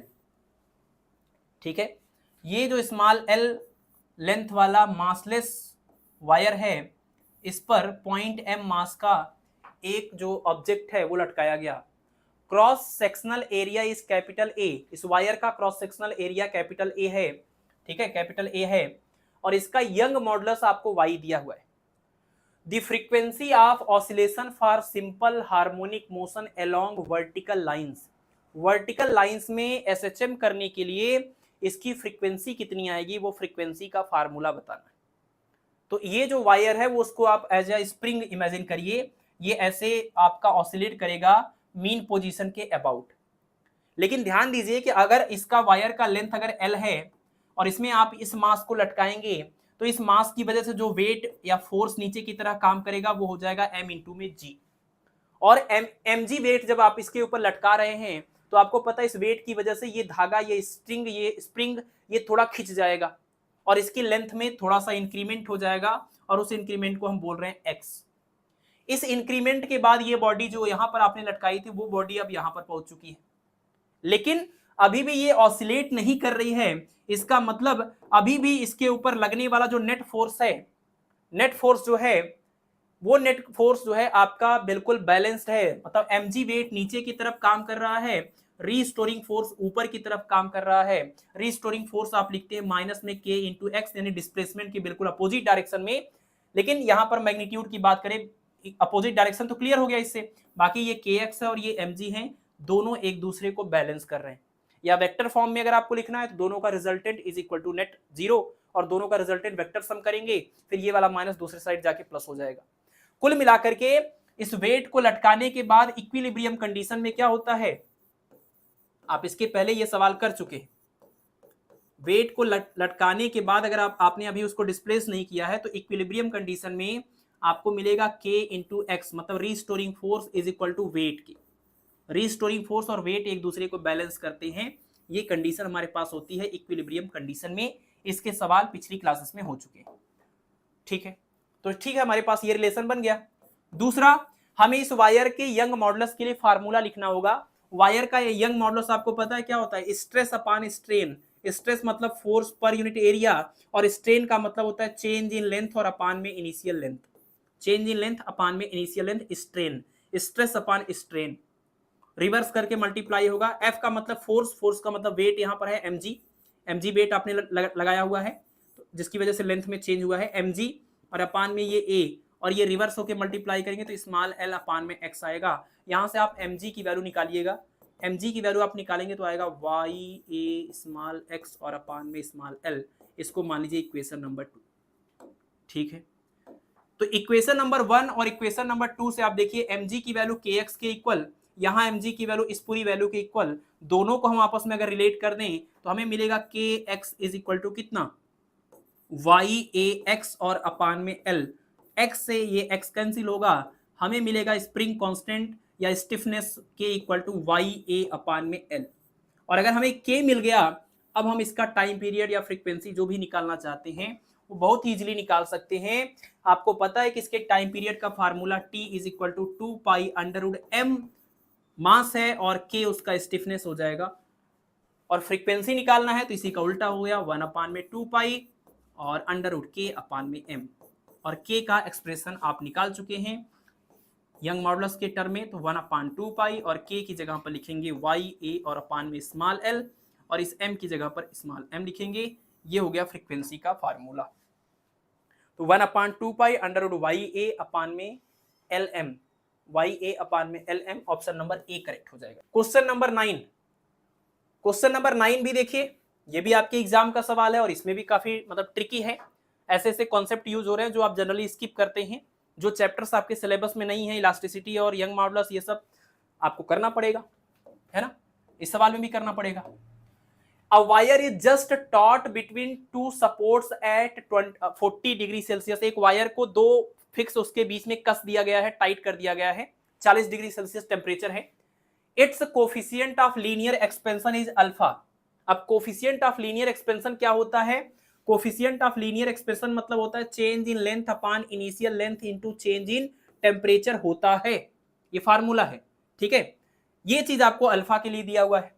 Young modulus आपको वायर का y दिया हुआ है और इसकी डेंसिटी को आपको स्मॉल d दिया हुआ है। करेंगे the temperature of the wire is decrease to 30 degree Celsius. पहले कितना था, 40 डिग्री सेल्सियस था, बाद में डिक्रीज करके 30 डिग्री सेल्सियस कर दिया इस वायर का टेम्परेचर, ठीक है। And a transverse wave is produced in it. जब हम ये इस तरीके का चेंज करते हैं तो इसके अंदर एक ट्रांसवर्स वेव प्रोड्यूस होती है। करें कि find the speed of the transverse wave which is given by. अब आप बताइए, हमने आपको फार्मूले में डिस्कस किया हुआ कल वाली क्लास में, स्ट्रेस्ड स्प्रिंग के अंदर, किसी भी स्ट्रेस्ड स्प्रिंग के अंदर ट्रांसवर्स वेव की स्पीड का फार्मूला आपने पढ़ा था, अगर आपको याद हो। ये v इज इक्वल टू, हमने कहा था बहुत सवाल इस पे पूछे जाते हैं, v equal to under root T upon M. ये फार्मूला हम यूज करते हैं एक स्ट्रेस्ड स्ट्रिंग के लिए, ट्रांसवर्स वेव के फार्मूले के, ट्रांसवर्स वेव के मोशन के लिए, v equal to under root T upon M, ठीक है। v equal to under root T upon M ये फार्मूला होता है इसका जनरल, लेकिन ऐसा कुछ दिख नहीं रहा है तो हमें यहां पर ये देखना पड़ेगा। यहाँ t फॉर टेंशन है तो t तो दिख रहा है ऑप्शन में, बट m नहीं दिख रहा है। और आपको पता है कि ये जो m है, इस m का मतलब होता है मास पर यूनिट लेंथ। इसका मतलब होता है मास, टोटल मास अपान में लेंथ, और टोटल मास को आप लिखेंगे डेंसिटी इनटू में वॉल्यूम और अपान में लेंथ। वायर जो है वो सिलेंड्रिकल शेप का होता है तो वॉल्यूम की जगह पर एरिया क्रॉस सेक्शन बेस का और इनटू में लेंथ करेंगे और अपान में एल, इससे ये कैंसिल हो जाएगा तो आपको कुल मिला के ए इंटू डी मिलेगा। ये आप वहां पर भी थियरी में भी कर चुके हैं। स्मॉल एम की जगह पर हम ए इंटू डी लिख सकते हैं, मतलब एरिया क्रॉस सेक्शन वायर का और इंटू में उसकी डेंसिटी, ठीक है। यहां से तो काम बन जाएगा कि ये चीज हमने कर लिया, लेकिन ये टी की अगर बात करें हम, तो हमें एक चीज और समझना पड़ेगा कि किसी भी तरीके से हमें इस टी को चेंज करना पड़ेगा। टी को हमें यंग मॉडुलस वगैरह के अगर फॉर्म में लिखना है तो क्या करना पड़ेगा, टी मतलब यहाँ पर फोर्स है, टी का मतलब फोर्स है, और आप देखिए Young modulus is equal to होता है फोर्स पर यूनिट एरिया, मतलब स्ट्रेस और अपान में चेंज इन लेंथ और अपान में इनिशियल लेंथ, ये होता है यंग मॉडुलस का फार्मूला, अभी अभी पीछे यूज किया था। यही जो एफ है इसी को यहाँ टी लिखा हुआ है, तो आप इसको टी कर लीजिए, टी अपान ए इंटू ये हो जाएगा स्मॉल एल अपान में ये डेल्टा एल, मतलब initial length upon change in length. आपको टी के लिए एक्सप्रेशन चाहिए तो टी इक्वल टू क्या बनेगा, ये सब इधर ले जाइए, वाई ए डेल्टा एल अपान में एल बनेगा, और यहां से डेल्टा एल अपान एल की वैल्यू आप निकालिएगा तो ये टी जाएगा अल्फा के साथ मल्टीप्लाई होके, तो आपका हो जाएगा वाई ए और ये बनेगा अल्फा और डेल्टा टी। ये होगा फोर्स टी या टेंशन टी का एक्सप्रेशन यंग मॉडुलस के केस में, और आप जैसे यहां रखेंगे आपका आंसर आ जाएगा V इक्वल टू टी की जगह पर ये पूरा टर्म लिखना है वाई ए अल्फा डेल्टा टी, मतलब चेंज इन टेम्परेचर, और अपान में स्मॉल एम की जगह पर ए इंटू डी लिखना है, ए इंटू डी, ए से ए होगा कैंसिल, और अगर हम यहाँ पर फार्मूले में अब सबकी वैल्यू रखेंगे वाई और अल्फा, चेंज इन टेम्परेचर देखिए पहले 40 था बाद में 30 हो गया, तो चेंज की बात करेंगे 10 आ जाएगा, 10 डिग्री सेल्सियस, और अपान में डेंसिटी यहाँ पर डी हो जाएगा, तो आपको मिल गया ट्रांसवर्स वेव की स्पीड का फार्मूला कितना, वाई अल्फा 10 अपान में डी रूट के अंदर option number C. Question number 10 देखिए, ये भी आपके एग्जाम का सवाल है और इसमें थोड़ा सा एक मिस्टेक हमें लग रहा है, जो वो ये है, देखिए आपसे ये पूछ रहे हैं कि the energy per unit length of the string, string से जो आपकी वेव प्रोड्यूस मैकेनिकल वेव आगे बढ़ती है, उस वेव की एनर्जी आपको बतानी है पर यूनिट लेंथ पर। तो आपने फार्मूला ही पढ़ा है स्ट्रिंग के केस में और इन जनरल केस में। इन जनरल केस में आपने ये पढ़ा हुआ है कि एनर्जी पर यूनिट वॉल्यूम या एनर्जी डेंसिटी इक्वल टू, ये फार्मूला था 2 pi square N square A square रो, ये फार्मूला था। यहीं से आपने बाद में इसको इंटेंसिटी में कन्वर्ट किया था, energy per unit area per unit time, तो वो इंटेंसिटी में आपका formula 2 pi square N square A square rho, और इसके साथ में वेव की स्पीड वी आ जाती थी। ये आपका 3 डायमेंशन के केस में था। किसी एक स्ट्रिंग के केस में आपने फार्मूला पढ़ा हुआ था एनर्जी पर यूनिट लेंथ का, और वो फार्मूला था 2 pi square N square A square, और यहाँ पर स्मॉल एम आता था। शायद हमने वहां पर कुछ मिस्टेक अगर करी हो, अगर ऐसा कुछ बोला हो कि ये एम जो है टोटल मास है, तो आप उसको करेक्ट कर लीजिएगा। ये स्मॉल एम वही है जो आपने ये फार्मूला अभी अभी देखा था V equal to under root T upon M, है ना, ये फार्मूला इसी के लिए यूज होता है स्ट्रिंग के लिए। तो ये जो स्मॉल एम होता है ये वही स्मॉल एम है, डेरिवेशन में ये चीज यूज होता है, ये वही वाला स्मॉल एम आया हुआ है, यानी मास पर यूनिट लेंथ है। यानी आप इसको अगर हटाएं तो आप इसको टोटल मास अपान में स्ट्रिंग का लेंथ कर सकते हैं, ये आप कर सकते हैं। तो आपका ये फार्मूला देखिए कैसे कन्वर्ट होगा, ये बन जाएगा 2 pi square N square A square, और ये मास पर यूनिट लेंथ को हम मास डेंसिटी बोल सकते हैं। सवाल में क्या दिया हुआ है कि linear density of the wire is mu, linear density of the wire, linear density मतलब मास पर यूनिट लेंथ, है ना, ये आपका वॉल्यूम डेंसिटी था, ये मास पर यूनिट वॉल्यूम था, ये आपका लीनियर डेंसिटी हो जाएगा स्मॉल एम, यानी मास पर यूनिट लेंथ। इसके लिए क्वेश्चन में सिंबल है म्यू, तो अगर हम इसकी जगह पर म्यू लिख लें, ठीक है। And area of cross section is capital A, यही एक मिस्टेक लग रही जो कि यहां पर इन्होंने एरिया ऑफ क्रॉस सेक्शन दिया हुआ है कैपिटल ए, जबकि इस फार्मूले में जो ए होता है वो एम्पलीट्यूड होता है इस वेव का, जो वेव यहां प्रोड्यूस होती है उस वेव का ये एम्पलीट्यूड है, ये उसकी फ्रीक्वेंसी है, वेव का एम्पलीट्यूड है, वेव की फ्रीक्वेंसी है। यहां पर इन्होंने एरिया ऑफ क्रॉस सेक्शन लिखा हुआ कैपिटल ए, और फार्मूले में उसी जगह पर रखा हुआ जहां एम्पलीट्यूड आता है, ठीक है। तो ये गलती है इस क्वेश्चन में, इस लैंग्वेज की, ये area of cross section of the wire नहीं होना चाहिए था, एम्पलीट्यूड ऑफ द वेव होना चाहिए था, जो इसके अंदर प्रोड्यूस होगी, तब जाकर के ये बात बिल्कुल ठीक होगी। हम इसको कैपिटल ए यहां लिख दे रहे हैं एम्पलीट्यूड को। और रही बात फ्रीक्वेंसी की, तो फ्रीक्वेंसी को उन्होंने गामा बोला हुआ, तो जहां एन लिखा हुआ वहां गामा लिख लीजिए, तो क्या बनेगा कुल मिला के 2 पाई स्क्वायर, यहाँ पर हमारा ए स्क्वायर, उसके बाद ये म्यू, और उसके लास्ट में हम इसको लिख रहे हैं क्या, गामा स्क्वायर। अब ये आपका ऑप्शन यहाँ मिल जाएगा 2 pi square A square, 2 pi square A square mu और गामा स्क्वायर, यानी ऑप्शन नंबर बी अब जाके करेक्ट होगा। लेकिन ये जो ए होगा वो होगा एरिया ऑफ क्रॉस सेक्शन, नहीं amplitude of the wave produced in string, question number 11 में कह रहे हैं कि two identical guitar string are tuned to the same frequency of 300 hertz. दो गिटार हैं, दोनों गिटार का जो आपको वो दिया हुआ फ्रीक्वेंसी वो बिल्कुल सेम है। तो गिटार के अंदर जो वायर होता है, जो स्ट्रिंग होती है, उसकी वजह से साउंड प्रोड्यूस होती है, उसी की फ्रीक्वेंसी की बात कर रहे हैं। यानी स्ट्रेस्ड स्ट्रिंग की फ्रीक्वेंसी का फार्मूला यहां पर यूज होगा, जो कि आपको पता है n equal to P by 2l under root T upon m। ये फार्मूला होता है। कुछ नहीं बोला जाता तो हम फंडामेंटल फ्रीक्वेंसी की बात करते हैं, मतलब फर्स्ट मोड ऑफ वाइब्रेशन की बात करते हैं, है ना। यहां ना भी ले तो अभी कोई फर्क नहीं। तो पहले शुरुआती कंडीशन में दोनों जो गिटार आपके पास थे, दोनों की फ्रीक्वेंसी का ये जो फार्मूला हम यूज करेंगे, इसका आंसर कितना आ रहा था, 300 हर्ट्ज आ रहा था दोनों के लिए। बाद में करेंगे the tension in one of the string is increased by 2%। अगर दो आपके पास गिटार हैं, गिटार नंबर 1 है, गिटार नंबर 2 है, दोनों की फ्रीक्वेंसी ये 300 हर्ट्ज थी, ये भी 300 हर्ट्ज थी। बाद में ये करें कि इसमें जो है हमने टेंशन को बढ़ा दिया, कितना बढ़ा दिया, 2%। आप बताइए टेंशन बढ़ाएंगे तो फ्रीक्वेंसी भी तो बढ़ेगी। तो अगर आपने जिस गिटार का टेंशन बढ़ा दिया 2%, खींच दिया और तनाव उसमें ज्यादा कर दिया है, उसमें क्या होगा, तनाव ज्यादा होने की वजह से उसकी फ्रीक्वेंसी भी बढ़ जाएगी। और फ्रीक्वेंसी जो पहले 300 थी, अब वो 300 नहीं रहेगी, वो बदल जाएगी। हम बदली हुई फ्रीक्वेंसी अगर निकालना चाहें तो ये हो जाएगा 1 अपान में 2l और अंडर उनमें बदला हुआ टेंशन, बाकी सब कुछ एज इट इज। और बदला हुआ टेंशन कितना होगा, ये है पहले वाले टेंशन में उससे 2% और ऐड करना पड़ेगा। पहले का जितना टेंशन था वो तो रहेगा, 2% और बढ़ाया गया है, तो 2% जब और बढ़ाएंगे तो यहां से आप देखिए कितना मिलेगा, ये हुआ t डिवाइड किया तो 0.02 और t कुल मिला के 1.02 और t, ये हुआ नया टेंशन। नया टेंशन 1.02 आएगा।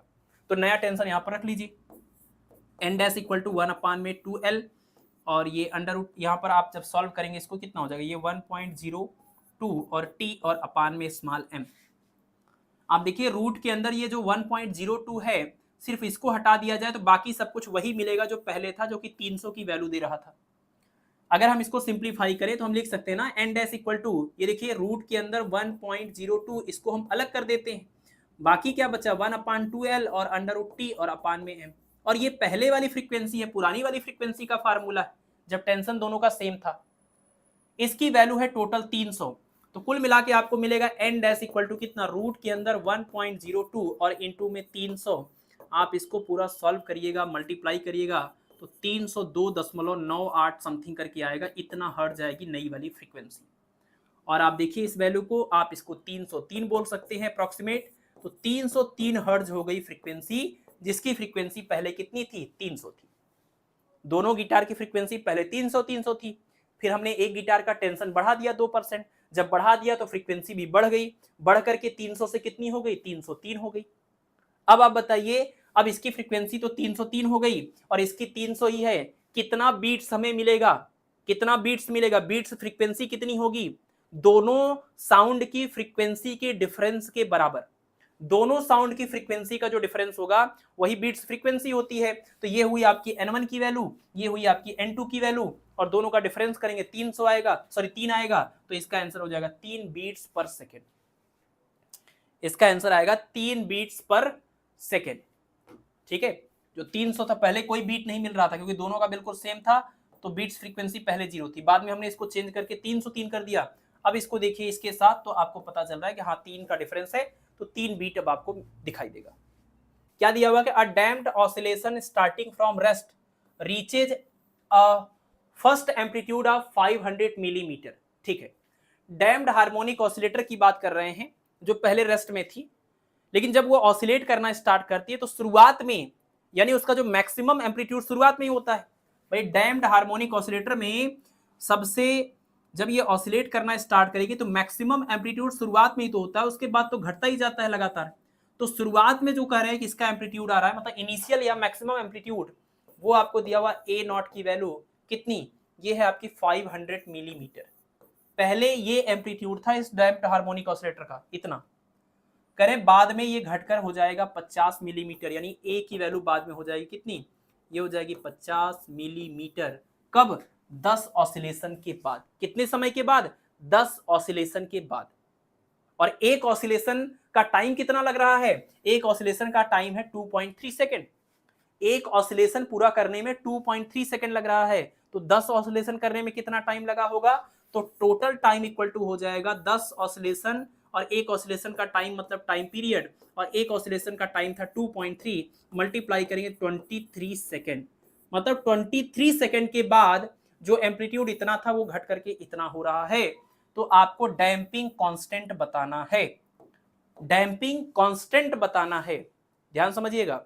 और यूनिट देखिए सेकेंड इनवर्स में दिया हुआ है। हमने आपको शुरू से बताया है कि ये कोई ऐसी चीज नहीं है कि किसी बुक में गलत दे दिया है। सारी जो आप हर दूसरी बुक में देखेंगे तो उनका नाम एक ही बुक में अलग अलग पेज पर नाम में इंटरचेंज होता रहेगा। फ्रीक्वेंसी को एंगुलर फ्रीक्वेंसी, एंगुलर फ्रीक्वेंसी को फ्रीक्वेंसी, डैम्पिंग कांस्टेंट को डैम्पिंग कोफिशिएंट, डैम्पिंग कोफिशिएंट को डैम्पिंग कांस्टेंट, और बीटा के लिए सिंबल कभी बी, कभी आर, कभी ओमेगा, कभी गामा, कभी के, ये सब बदलता रहेगा। रिलैक्सेशन टाइम को कभी दोनों के लिए किसी बुक में रिलैक्सेशन टाइम ही बोला जाएगा, किसी में एम्पलीट्यूड के लिए मीन लाइफ टाइम, और किसी में एनर्जी के लिए रिलैक्सेशन टाइम बोला जाएगा। ये ज्यादातर मतलब ये कई सारी बुक्स में आपको ये वाले सिचुएशन दिखेगी। और यहाँ इस प्रॉब्लम में देख लीजिए, कॉमन सेंस आपको यूज करना पड़ेगा इस तरह के सवालों में। डैम्पिंग कांस्टेंट में अगर आप बी को लेकर बैठ गए तो आप बताइए बी का यूनिट जो अभी अभी आपने पीछे निकाला था ये होता है ग्राम पर सेकेंड या किलोग्राम पर सेकेंड आता है, पीछे अभी आपने एक क्वेश्चन सॉल्व किया, और यहाँ यूनिट आपका सेकेंड इनवर्स में दिया है। तो ये कॉमन सेंस आपको यूज करना पड़ेगा कि एक्चुअली जिसको आप डैम्पिंग कोफिशिएंट बोलते थे बीटा, ये उस बीटा की बात कर रहे हैं, क्योंकि बीटा इज इक्वल टू होता है 2 beta equal to 1 upon tau, तो 1 अपान सेकेंड यानी कि सेकेंड इनवर्स यही आएगा। यानी ये बीटा की बात कर रहे हैं जिसको हम लोग डैम्पिंग कोफिशिएंट करके पढ़ रहे थे, ठीक है। तो ये चीज आपको एग्जाम में भी देखिए सिचुएशन है, और इसको आपको इस तरह का कॉमन सेंस यूज करना पड़ेगा। कुछ कुछ अगर कहीं इशू ऐसा बनेगा, हमें निकालना है बीटा के लिए एक्सप्रेशन, क्योंकि सेकंड इनवर्स दिया हुआ है, यहाँ पर आप इस वर्ड पर मत जाइए। और फार्मूला आपको पता ही है, A is equal to A naught E power minus में बीटा टी, ये फार्मूला होता है। ए की वैल्यू रखेंगे 500 is equal to A naught की वैल्यू, सॉरी ए की वैल्यू है 50 और ये है आपका 500 और ई पावर माइनस में बीटा, और टी का मतलब है आपका 23। आप देखिए ये आप इधर अपान में ले आएंगे, सॉल्व करेंगे 1 अपान 10 मिलेगा, तो 1 upon 10 is equal to E power में माइनस 23 बीटा, और आप इसको रिवर्स कर लीजिए तो ई पावर 23 प्लस में जब करेंगे तो ये भी ऊपर जाके 10 बन जाएगा। दोनों साइड का लॉग ले लीजिए, तो लॉग कौन सा बेस ई वाला, लॉग बेस ई, और E power 23 beta is equal to log 10 base E. Log 10 base E का मतलब वही ln 10 बोल देंगे, लॉग बेस ई को हम ln बोलते हैं। अब ये देखिए ई यहाँ है, ई यहाँ है, तो ई पावर एक्स वाला फार्मूला लगाएंगे, तो ई पावर एक्स है तो ये एक्स सामने आएगा, और ई की वैल्यू 1 हो जाएगी, तो कुल मिला के ये हो जाएगा 23 बीटा इज इक्वल टू, यहाँ पर log 10 है और log 10 की वैल्यू सवाल इस वाले सवाल में दिया हुआ है आपके पेपर में 2.3, तो बीटा की वैल्यू कितनी आ जाएगी, बीटा इक्वल टू हो जाएगा 2.3 और अपान में 23 डिवाइड करेंगे तो 1 अपान 10 आएगा, और इसका यूनिट हो जाएगा सेकेंड इनवर्स, यानी ऑप्शन नंबर ए आना चाहिए। क्वेश्चन नंबर 13 देख लीजिए, ये भी आपकी एग्जाम का सवाल है और आई थिंक शायद ये लास्ट ही है, सारे सवाल इसमें हो गए। कर लीजिए कैपिटल ए की वैल्यू बतानी है, जो जो गिवन है पहले उसको लिख लेते हैं, तब थोड़ा दिमाग काम करेगा। मास है 0.05 किलोग्राम, ये मास दिया हुआ है ऑसिलेटर का, और डिस्प्लेसमेंट आपको आप किसी टाइम पर y बोल दीजिए, x बोल दीजिए, वो आपको दिया हुआ है। डिस्प्लेसमेंट कितना 0.04 मीटर, और फोर्स F की वैल्यू आपको गिवन है, कितनी है फोर्स है 18 इंटू 10 टू पावर माइनस में 3 न्यूटन, ये फोर्स है। और मैक्सिमम वेलोसिटी होगा, ये मैक्सिमम होगा लैंग्वेज में, मैक्सिमम वेलोसिटी यानी वी मैक्स आपको दिया हुआ कितना 2 मीटर पर सेकेंड, ठीक है, और हमें ए की वैल्यू निकालनी। देखिए सिंपल सी बात, मैक्सिमम वेलोसिटी का अगर हम बात करें, वेलोसिटी का फार्मूला होता है एसएचएम में ओमेगा अंडर रूट ए स्क्वायर माइनस में डिस्प्लेसमेंट स्क्वायर। अगर आपको इसकी वैल्यू मैक्सिमम चाहिए तो आपको इस y की मिनिमम वैल्यू रखनी पड़ेगी 0, जैसे ही रखेंगे तो ये आएगा आपका एम्पलीट्यूड इंटू ओमेगा, एम्पलीट्यूड को कैपिटल ए बोल रहे हैं, तो ये हो जाएगी वेलोसिटी की मैक्सिमम वैल्यू, जिसको हम वेलोसिटी एम्पलीट्यूड बोलते हैं। यानी ये जो 2 मीटर पर सेकेंड दिया हुआ वो एम्पलीट्यूड इंटू एंगुलर फ्रीक्वेंसी की वैल्यू गिवन है, और अगर आपको एम्पलीट्यूड निकालना है तो आपको एंगुलर फ्रीक्वेंसी यहां पर रखना पड़ेगा, और एंगुलर फ्रीक्वेंसी की वैल्यू रखने के लिए आपको क्या करना पड़ेगा, आप देखिए एंगुलर फ्रीक्वेंसी की वैल्यू यहां पर रखने के लिए आपको F की वैल्यू गिवन है, आपको Y की वैल्यू गिवन है। तो अगर आपको F और Y गिवन है तो आपके पास ये फार्मूला है F is equal to minus में K इंटू एक्स, यहाँ X की बजाय Y है, तो आपको स्प्रिंग कांस्टेंट K मिल जाएगा। K की वैल्यू मिल जाएगी F अपान में Y, माइनस तो डायरेक्शन के लिए था। F की वैल्यू है कितनी, ये है 18 इंटू 10 पावर माइनस 3, और अपान में डिस्प्लेसमेंट Y कितना है 0.004 यानी 4 इंटू 10 पावर माइनस 2। यहाँ से आप स्प्रिंग कांस्टेंट निकाल लीजिए इन दोनों की हेल्प से। तो ये कितना हो जाएगा, ये ऊपर जाके प्लस होगा या उसको नीचे ले आइए, 40 करिए, ये 18 होगा। तो ये 18 बटे में क्या, 18 बटे में ये 40 हो जाएगा, 18 बटे में 40 हो जाएगा। तो आप इसको सॉल्व कर लीजिए, हो जाएगा 9 बटे में 20, और ये के का यूनिट हो जाएगा न्यूटन पर मीटर। ठीक है, आपने के की वैल्यू क्यों निकाली है, ताकि आप के और एम की वैल्यू को यूज करके निकाल सके ओमेगा, क्योंकि ओमेगा का formula omega square equal to K upon M होता है। तो इसका मतलब ओमेगा इक्वल टू अगर लिखना हो तो ओमेगा इक्वल टू हो जाएगा अंडर रूट के अपान एम एसएचएम के केस में। और के की वैल्यू आपने निकाली 9/20, और एम की वैल्यू सवाल में गिवन है 0.05 यानी 5 इंटू 10 पावर माइनस 2, और ये माइनस 2 ऊपर जाके प्लस बनेगा, तो बनेगा कितना, ये हो जाएगा आपका 900, और अपान में 20 इंटू 5 करेंगे 100, दोनों जीरो से ये कैंसिल होकर के आपको मिलेगा 3 रेडियन पर सेकेंड।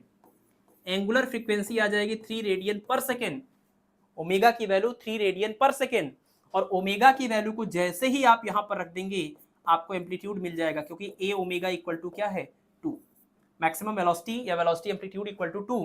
तो अगर आपको ए की वैल्यू चाहिए तो ए इक्वल टू हो जाएगा 2 अपान में ओमेगा, तो 2 अपान में ओमेगा की वैल्यू कितनी है 3, तो 2/3 मीटर, यानी इसका आंसर आ जाएगा ऑप्शन नंबर बी।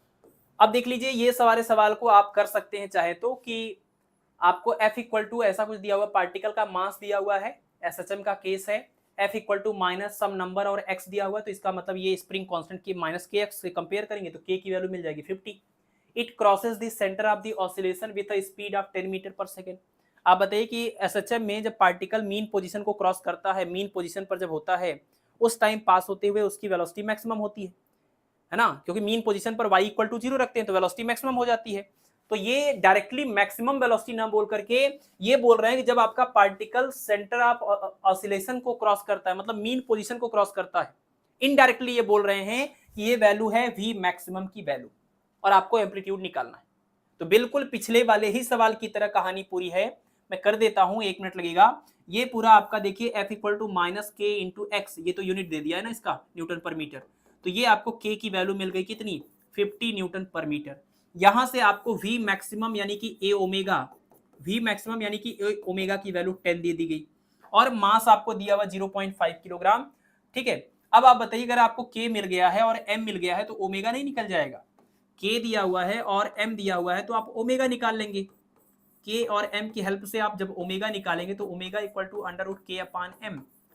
ठीक है, K की वैल्यू कितनी है, K की वैल्यू 50 और M की वैल्यू है 0.5, तो 0.5 है और ये आपका 50 है।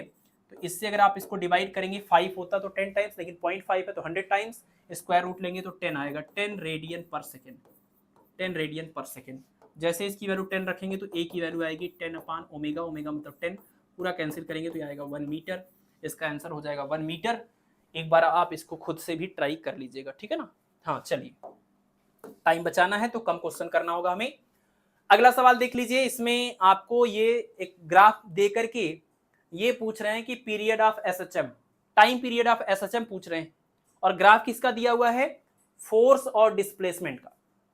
फोर्स और डिस्प्लेसमेंट का ये ग्राफ है, और आपसे करें कि इसके केस में आप जरा बताइए कि टाइम पीरियड का फार्मूला क्या होगा, वैल्यू कितनी आएगी। तो आप देखिए इस ग्राफ को अगर आप ध्यान से देखते हैं तो आपको एक बात समझ में आता है कि यहाँ पर ये डिस्प्लेसमेंट की वैल्यू है 0.2 इस डायरेक्शन में, और ये फोर्स की वैल्यू है 8, यानी आपको F की वैल्यू गिवन है और आपको X की वैल्यू गिवन है। या सिंपल सी बात, फोर्स और डिस्प्लेसमेंट के बीच में ग्राफ खींचा गया है, एंगल की वैल्यू 90 डिग्री से ज्यादा है, स्लोप निगेटिव आएगा। और फोर्स और डिस्प्लेसमेंट की बात हो रही है तो जब आप इसका स्लोप निकालेंगे परपेंडिकुलर अपान बेस, यानी फोर्स के अपान में डिस्प्लेसमेंट, इसका मतलब स्प्रिंग कांस्टेंट की वैल्यू आएगी। भाई फोर्स अपान डिस्प्लेसमेंट है, फोर्स की वैल्यू पॉजिटिव है, डिस्प्लेसमेंट ही आपका निगेटिव ग्राफ में, जैसे आप इसकी वैल्यू रखेंगे तो के की निगेटिव वैल्यू आएगी। और f इक्वल टू माइनस में kx वाला फार्मूला होता है, लागू हो जाएगा। तो यानी आप अगर इनका स्लोप निकालते, इस ग्राफ का स्लोप निकालेंगे, वो स्लोप आपको स्प्रिंग कांस्टेंट देगा, क्योंकि ये फोर्स और डिस्प्लेसमेंट का ग्राफ है और फोर्स की वैल्यू है 8 और डिस्प्लेसमेंट की वैल्यू है 2, तो यहां से आपको k की वैल्यू मिलेगी 4 न्यूटन पर मीटर।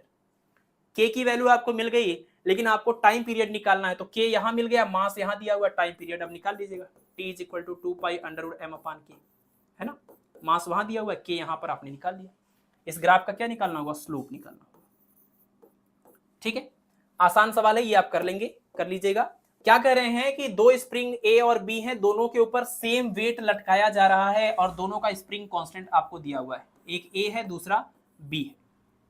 ठीक है, स्प्रिंग कांस्टेंट 2k है और इसका कितना है, k है।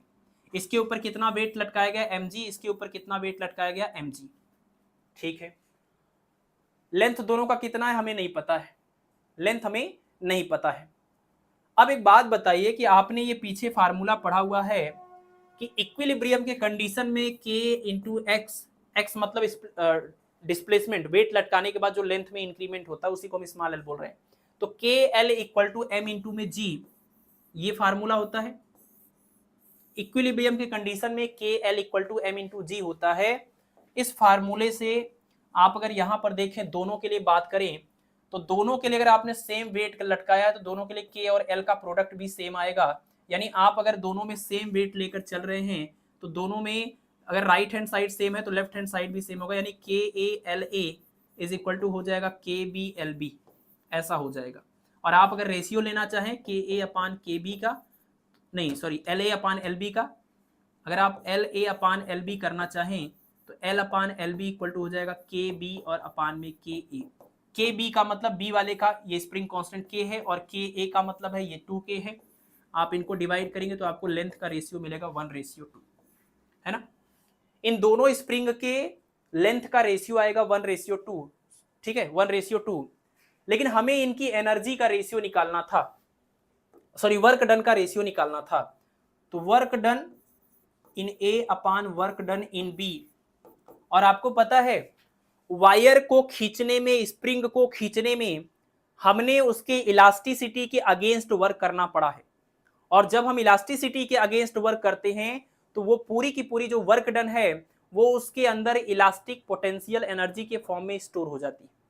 जब हम ग्रेविटेशनल फोर्स के अगेंस्ट, ग्रेविटेशनल फोर्स इधर और हम इसको ऊपर खींच रहे हैं, जब हम ग्रेविटेशनल फोर्स के अगेंस्ट वर्क करते हैं तो इसके अंदर जितना भी हमने वर्क किया, जितना भी हमने एनर्जी खर्च करी, वो इसमें ग्रेविटेशनल पोटेंशियल एनर्जी के फॉर्म में स्टोर हो गई। दो इलेक्ट्रॉन आप ले लीजिए, दोनों को नजदीक ले आइए। जब हम इन दोनों को एक दूसरे के नजदीक ले आएंगे तो रिपल्सन का इलेक्ट्रोस्टैटिक फोर्स इधर काम कर रहा है, फिर भी हम इसको नजदीक ले आ रहे हैं, यानी हम इलेक्ट्रोस्टैटिक फोर्स के अगेंस्ट काम कर रहे हैं। तो इलेक्ट्रोस्टैटिक फोर्स के अगेंस्ट वर्क करने में जितनी हमने एनर्जी खर्च करी वो इस सिस्टम की बन जाएगी इलेक्ट्रोस्टैटिक पोटेंशियल एनर्जी। तो किसी भी सिस्टम को, उसको कॉन्फ़िगरेशन उसका बनाने के लिए या उसको चेंज करने के लिए हम जो भी वर्क करते हैं जिस भी फोर्स के अगेंस्ट, वही पोटेंशियल एनर्जी के फॉर्म में हमारा वर्क डन, हमारी एनर्जी स्टोर हो जाती। तो यानी यहां स्प्रिंग को इलास्टिक फोर्स के अगेंस्ट हम वर्क कर रहे थे, तो जो वर्क डन होगा वो उनके अंदर इलास्टिक पोटेंशियल एनर्जी के फॉर्म में स्टोर हो जाएगी, जिसका फार्मूला आपको पता है 1/2 m omega square Y square, है ना। 1/2 m omega square Y square, इसको हम लिखेंगे यहाँ पर क्या, यहाँ पर इस चीज को हम m ओमेगा स्क्वायर जो है वो किसके, k के इक्वल होता है, तो ये बन जाएगा 1/2 k लिख लेते हैं। k मतलब स्प्रिंग कांस्टेंट के ए, और उसके बाद क्या, इसके बाद हो जाएगा इनके लेंथ, जितना हमने लेंथ खींचा हुआ डिस्प्लेसमेंट जो होता है के 1/2 के एक्स स्क्वायर होता है, तो यहाँ पर x नहीं, हमने ए बोला है तो ए स्क्वायर हो जाएगा।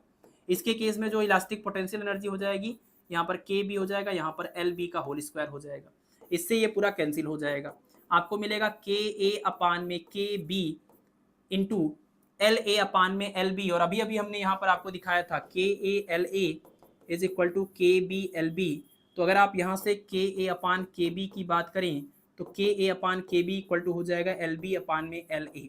तो के ए अपान के बी की जगह पर हम लिखेंगे L B upon L A, और यहाँ देखिए L A upon L B का whole square, L A upon L B का होल स्क्वायर, और इसमें से एक ए, इसमें से एक बी, ये पूरा कैंसिल हो जाएगा, आपको मिलेगा एल ए अपान में एल बी। और हमने आपको दिखाया था ये के ए की वैल्यू कितनी थी, पहले वाले का ये स्प्रिंग कांस्टेंट 2k, दूसरे वाले का k, इससे ये कैंसिल, तो LB अपान LA की वैल्यू 2, तो LA अपान LB की वैल्यू 1/2, यानी इसका आंसर आ जाएगा एनर्जी का रेशियो उतना ही आएगा जितना लेंथ का रेशियो होगा, तो 1/2 ऑप्शन नंबर ए करेक्ट हो जाएगा। अगला सवाल क्वेश्चन नंबर 17, इसमें क्या है कि ये पूछ रहे हैं कि अगर दो वेव जिनकी फ्रीक्वेंसी बिल्कुल सेम हो, अगर एक ही मीडियम में लेकिन अपोजिट डायरेक्शन से सुपर इंपोज हो, तो उनसे क्या बनेगा, उनसे क्या बनेगा। ध्यान रखिए, दो वेव अगर सेम फ्रीक्वेंसी की हो, सेम डायरेक्शन में चल करके आगे ओवरलैप करेंगी, सुपर इंपोज होंगी, तो इनसे बनता है क्या, इंटरफेरेंस, इनसे होता है इंटरफेरेंस। लेकिन अगर दो वेव बिल्कुल एक दूसरे के अपोजिट डायरेक्शन में चल करके सुपर इंपोज हो और उन दोनों की फ्रीक्वेंसी बिल्कुल सेम हो, इनके सुपर इंपोजिशन से बनता है आपका क्या, स्टेशनरी वेव या स्टैंडिंग वेव। और एक कंडीशन होती है कि अगर आपके जो दोनों वेव हैं वो सेम डायरेक्शन में जाएं, लेकिन दोनों की फ्रीक्वेंसी में एक हल्का सा डिफरेंस हो, बिल्कुल इक्वल ना हो, n1 minus n2 is equal to small कोई नंबर मिले आपको, इन दोनों के सुपर पोजिशन से जो आपको चीज मिलती है उसको हम लोग बोलते हैं इंटरफेरेंस इन टाइम या फिर बीट्स। तीनों ये सवाल पूछे जाते हैं, तीनों ही एग्जाम में पूछे गए हैं, तो आप तीनों की प्रॉपर्टी याद रखिए। एक क्वेश्चन हमने सिर्फ लिया था ताकि उसमें ये तीनों आपके आ जाए। Same frequency same direction interference, same frequency opposite direction stationary wave, different frequency और सेम डायरेक्शन बीट्स। ठीक है, ठीक है, तो इसका फिलहाल इस सवाल का जवाब हो जाएगा option number C. Opposite direction में जा रहे थे ना, तो ये आपका ऑप्शन नंबर सी हो जाएगा। अगला सवाल है क्वेश्चन नंबर 18। इसमें देखिए क्या है कि आपको ये एक इक्वेशन दिया हुआ है, स्ट्रिंग के अंदर जो वेव प्रोड्यूस हो रही है स्टेशनरी वेव, उसका इक्वेशन दिया हुआ है। आपको बताना distance between two consecutive nodes, दो लगातार नोड के बीच का डिस्टेंस बताना है, दो लगातार नोड के बीच का डिस्टेंस। आपको पता ही है कि जब हमारा ये स्टेशनरी वेव बनता है इस तरीके से, तो जहां पर डिस्प्लेसमेंट मैक्सिमम होता है उसको हम बोलते हैं एंटी नोड, और जहां मिनिमम होता है उसको हम बोलते हैं नोड। तो ये हमारा हो गया नोड, और यहाँ पर हो गया एंटी नोड, और यहाँ पर ये हो गया नोड। आपको पता है एक नोड और एक एंटी नोड के बीच का डिस्टेंस λ/4, तो यहाँ पर भी ये डिस्टेंस कितना, λ/4। तो ये पूरी डिस्टेंस, दो लगातार नोड के बीच की डिस्टेंस कितनी, λ/4 प्लस λ/4, 2 λ/4, दैट इज λ/2। ये आपको याद भी होगा प्रॉपर्टी। दो लगातार नोड या दो लगातार एंटी नोड के बीच का डिस्टेंस λ/2 होता है।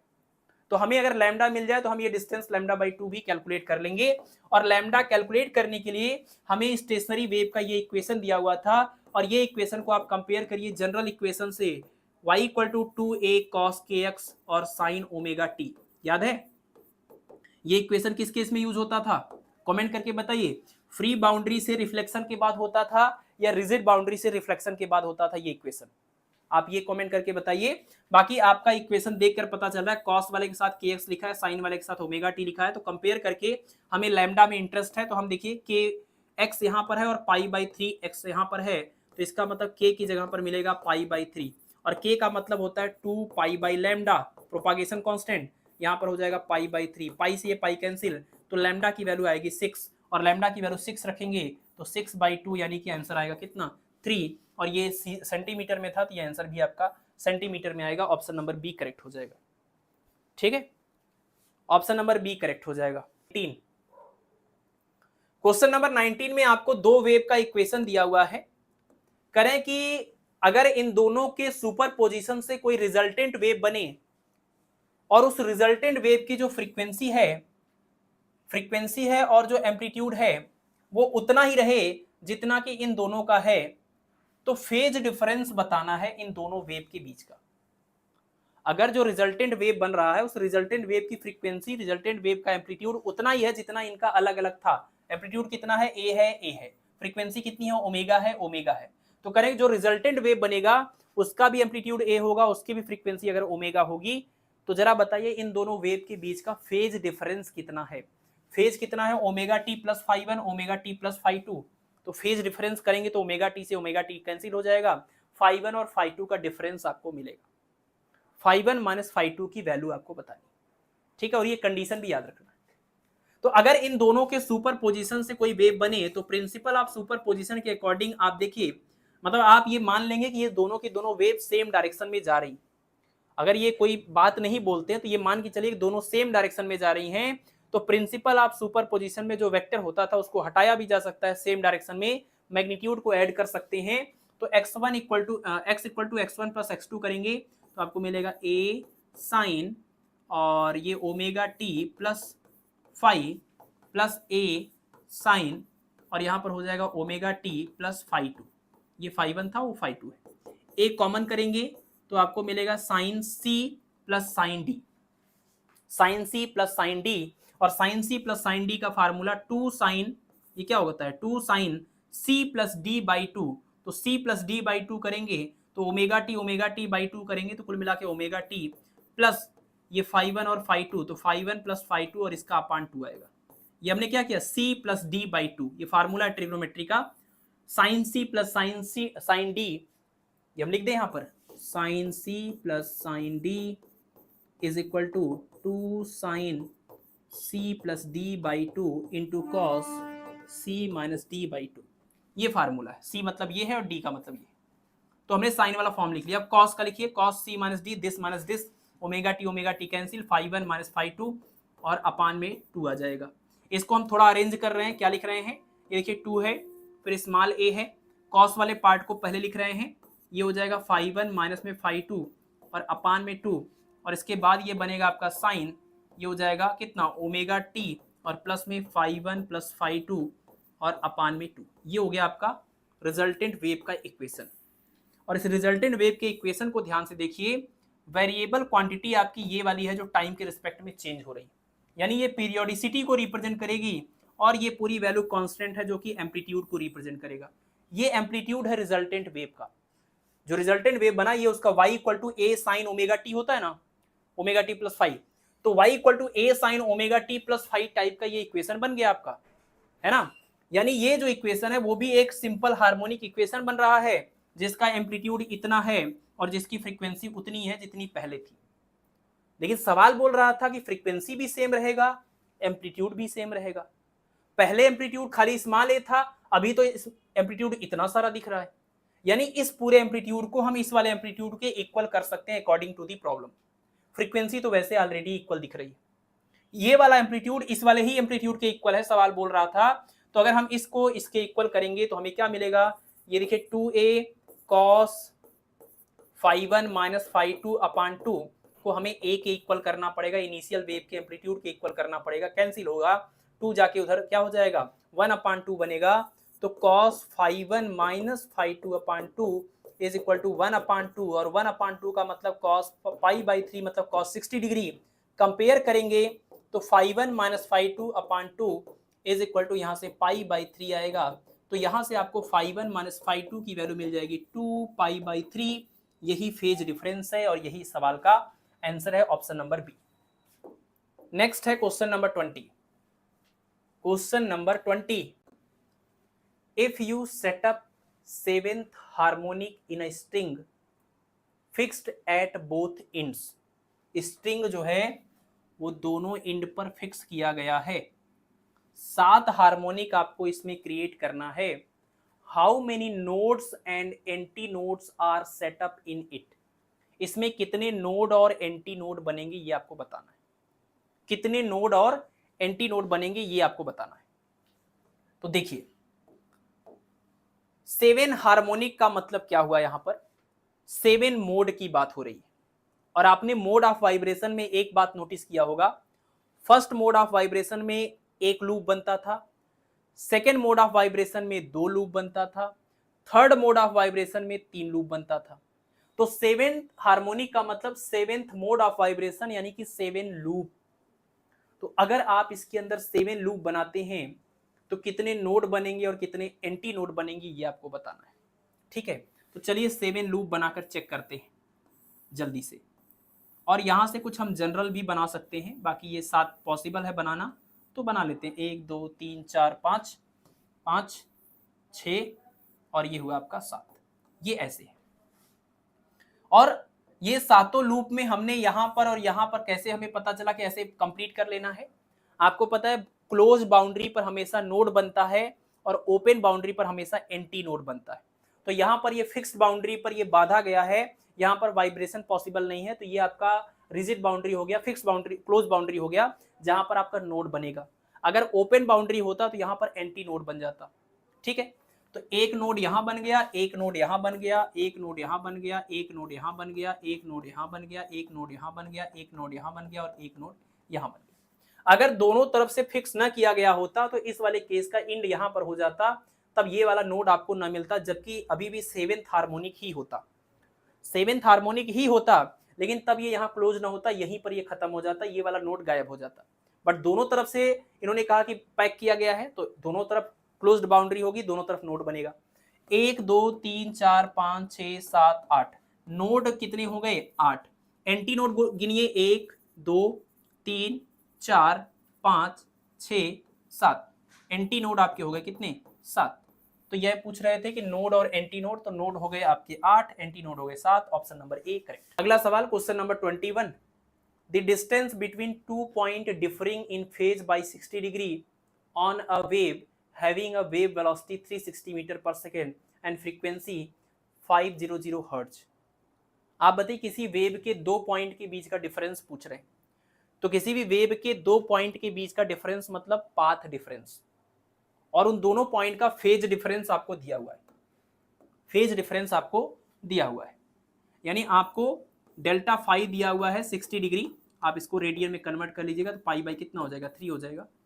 आपसे पाथ डिफरेंस डेल्टा एक्स पूछ रहे हैं, और आपको फार्मूला पता है कि phase difference is equal to 2 pi by lambda into में पाथ डिफरेंस, कल पढ़ा था इसको। ठीक है, आप देखिए अगर आपको ये पता है और ये पता करना है तो सिर्फ आपको लैम्डा मिल जाए तो काम बन जाए, और लैम्डा मिल जाए इसके लिए आपको ये इंफॉर्मेशन गिवन है, ये आपका है क्या? v है, और ये आपका क्या है? n है।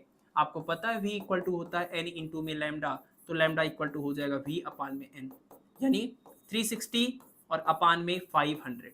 आप ये सॉल्व कर लीजिए, कितना आ जाएगा? कुछ 0.72 आई थिंक आ जाएगा, ये 0.72 मिल जाएगा।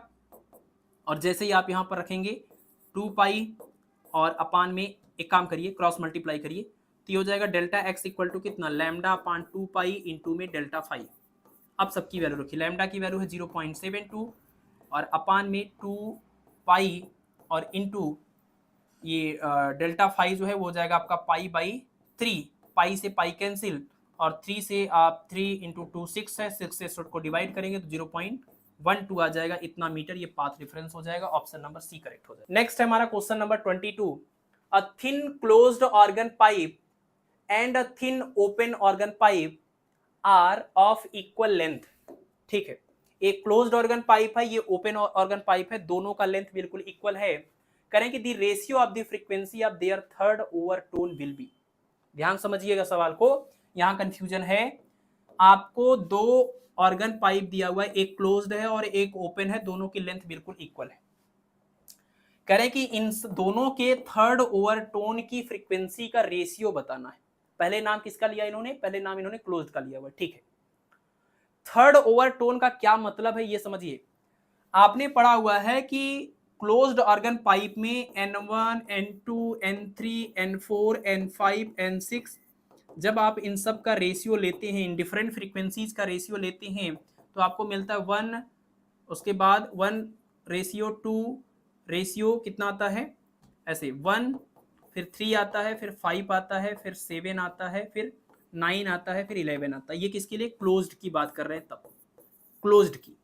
ओपन की अगर बात करें तो ओपन वाले में जब ऐसे ही हम रेशियो लेते हैं तो ये आता है 1 ratio 2 ratio 3 ratio 4 ratio 5 ratio and so on. Open organ pipe में इवन ऑड दोनों हार्मोनिक्स मिलते हैं, क्लोज्ड ऑर्गन पाइप में सिर्फ आपको ऑड हार्मोनिक्स मिलते हैं। सबसे मिनिमम फ्रीक्वेंसी को हम फंडामेंटल फ्रीक्वेंसी बोलते हैं या फंडामेंटल टोन बोलते हैं, उनके बाद वालों को हम ओवरटोन बोलते हैं। इसका मतलब ये हुए पहला ओवरटोन, ये हुआ दूसरा ओवरटोन, ये हुआ तीसरा ओवरटोन, ये हुआ चौथा ओवरटोन। हमें तीसरे ओवरटोन की बात करनी थी, यानी हमें इसकी बात करनी थी। तो आप जरा देखिए कि अगर हम तीसरे ओवरटोन में जाएं तो क्लोज्ड ऑर्गन पाइप में तीसरे ओवरटोन की फ्रीक्वेंसी, तीसरा ओवरटोन मतलब 7th हार्मोनिक्स यानी कि फंडामेंटल फ्रीक्वेंसी का 7 गुना होगा। और अगर हम ओपन वाले में जाएं तो इसका जो थर्ड हार्मोनिक है, इसका थर्ड हार्मोनिक आपका 4th सॉरी थर्ड जो ओवरटोन है वो फोर्थ हार्मोनिक है, मतलब फंडामेंटल फ्रीक्वेंसी का 4 गुना होगा। ध्यान दीजिएगा, harmonic number 1, harmonic number 2, harmonic number 3, वैसे 1, 2 और 3, लेकिन ये जो हार्मोनिक आपको मिल रहा है, जो आपको थर्ड सॉरी ओवरटोन, ये जो आपको थर्ड ओवरटोन मिल रहा है ये फंडामेंटल का 7 गुना है, और ये जो थर्ड ओवरटोन मिल रहा है ये फंडामेंटल का 4 गुना है। तो इस हिसाब से हम लिखेंगे 7th क्लोज्ड ऑर्गन पाइप की फंडामेंटल फ्रीक्वेंसी और अपान में 4 ये ओपन ऑर्गन पाइप की फंडामेंटल फ्रीक्वेंसी। दोनों का फार्मूला आपने याद कर रखा होगा। ये क्लोज्ड वाले की फंडामेंटल फ्रीक्वेंसी V/4L होती है, लेंथ सेम है दोनों का, और इसका ओपन वाले का होता है V/2L फंडामेंटल फ्रीक्वेंसी।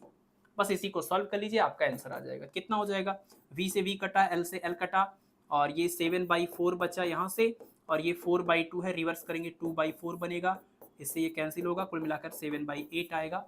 इसका ratio option number A correct हो जाएगा। ठीक है, तो ये बात का ध्यान रखना होगा कि थर्ड ओवरटोन यहाँ पर 7n1 होगा और यहाँ पर 4n1 होगा। अगला सवाल है हमारा क्वेश्चन नंबर 23। क्वेश्चन नंबर 23 एक बहुत ही आसान तरीके से आप कर सकते हैं कि the end correction of resonance column is 1.0 centimetre if the shortest length resonating with a tuning fork is 15 centimetre, the next resonating length is.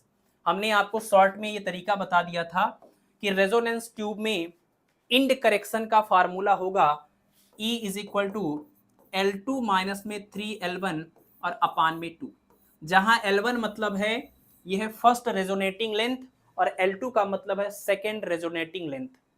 तो यहाँ पर फर्स्ट रेजोनेटिंग लेंथ आपको दिया हुआ 15 सेंटीमीटर, आपको L2 निकालना है, L1 दिया हुआ है, इंड करेक्शन E की वैल्यू गिवन है, सॉल्व कर लीजिए।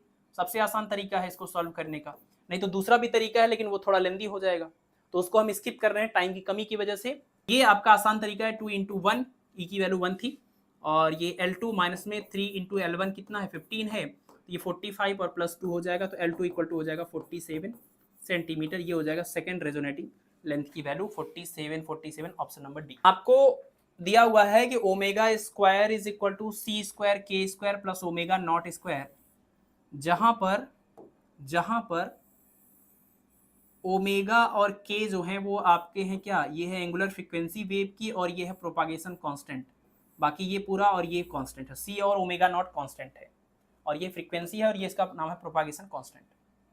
आपको फेज वेलोसिटी v और ग्रुप वेलोसिटी vg का प्रोडक्ट जो होगा वो बताना है कितना आएगा। अब आपको पता है फेज वेलोसिटी या वेव वेलोसिटी दोनों सेम ही होता है, सिंगल वेव की वेलोसिटी को रिप्रेजेंट करता है, ओमेगा अपान के इक्वल होता है, और ग्रुप वेलोसिटी या पार्टिकल वेलोसिटी का मतलब होता है वेव पैकेट की वेलोसिटी। वेव पैकेट रिप्रेजेंट करता है बहुत सारी वेव के कॉम्बिनेशन के इन्वेलप को, बहुत सारी वेव का जो रिजल्टेंट कर्व मिलता है एम्पलीट्यूड का, उसके इन्वेलप को हम वेव पैकेट बोलते हैं। तो वेव पैकेट का जो स्पीड होगा या बहुत सारे वेव के ग्रुप का जो स्पीड होगा उसको ग्रुप वेलोसिटी बोलते हैं। ये डी ओमेगा अपान डी के इक्वल होता है, ये बात आपने कल वाली क्लास में पढ़ी हुई। यहां पर आप देखिए इक्वेशन दिया हुआ omega square is equal to C square K square plus omega naught square.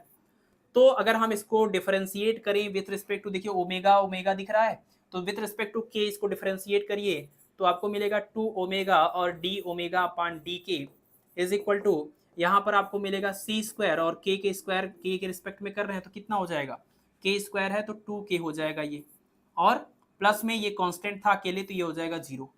अब यहाँ से आपको देखिए क्या मिला, आपको मिलेगा ये 2 से, अब ये 2 को कैंसिल कर लीजिए, ओमेगा और d omega upon d k is equal to C square into में के।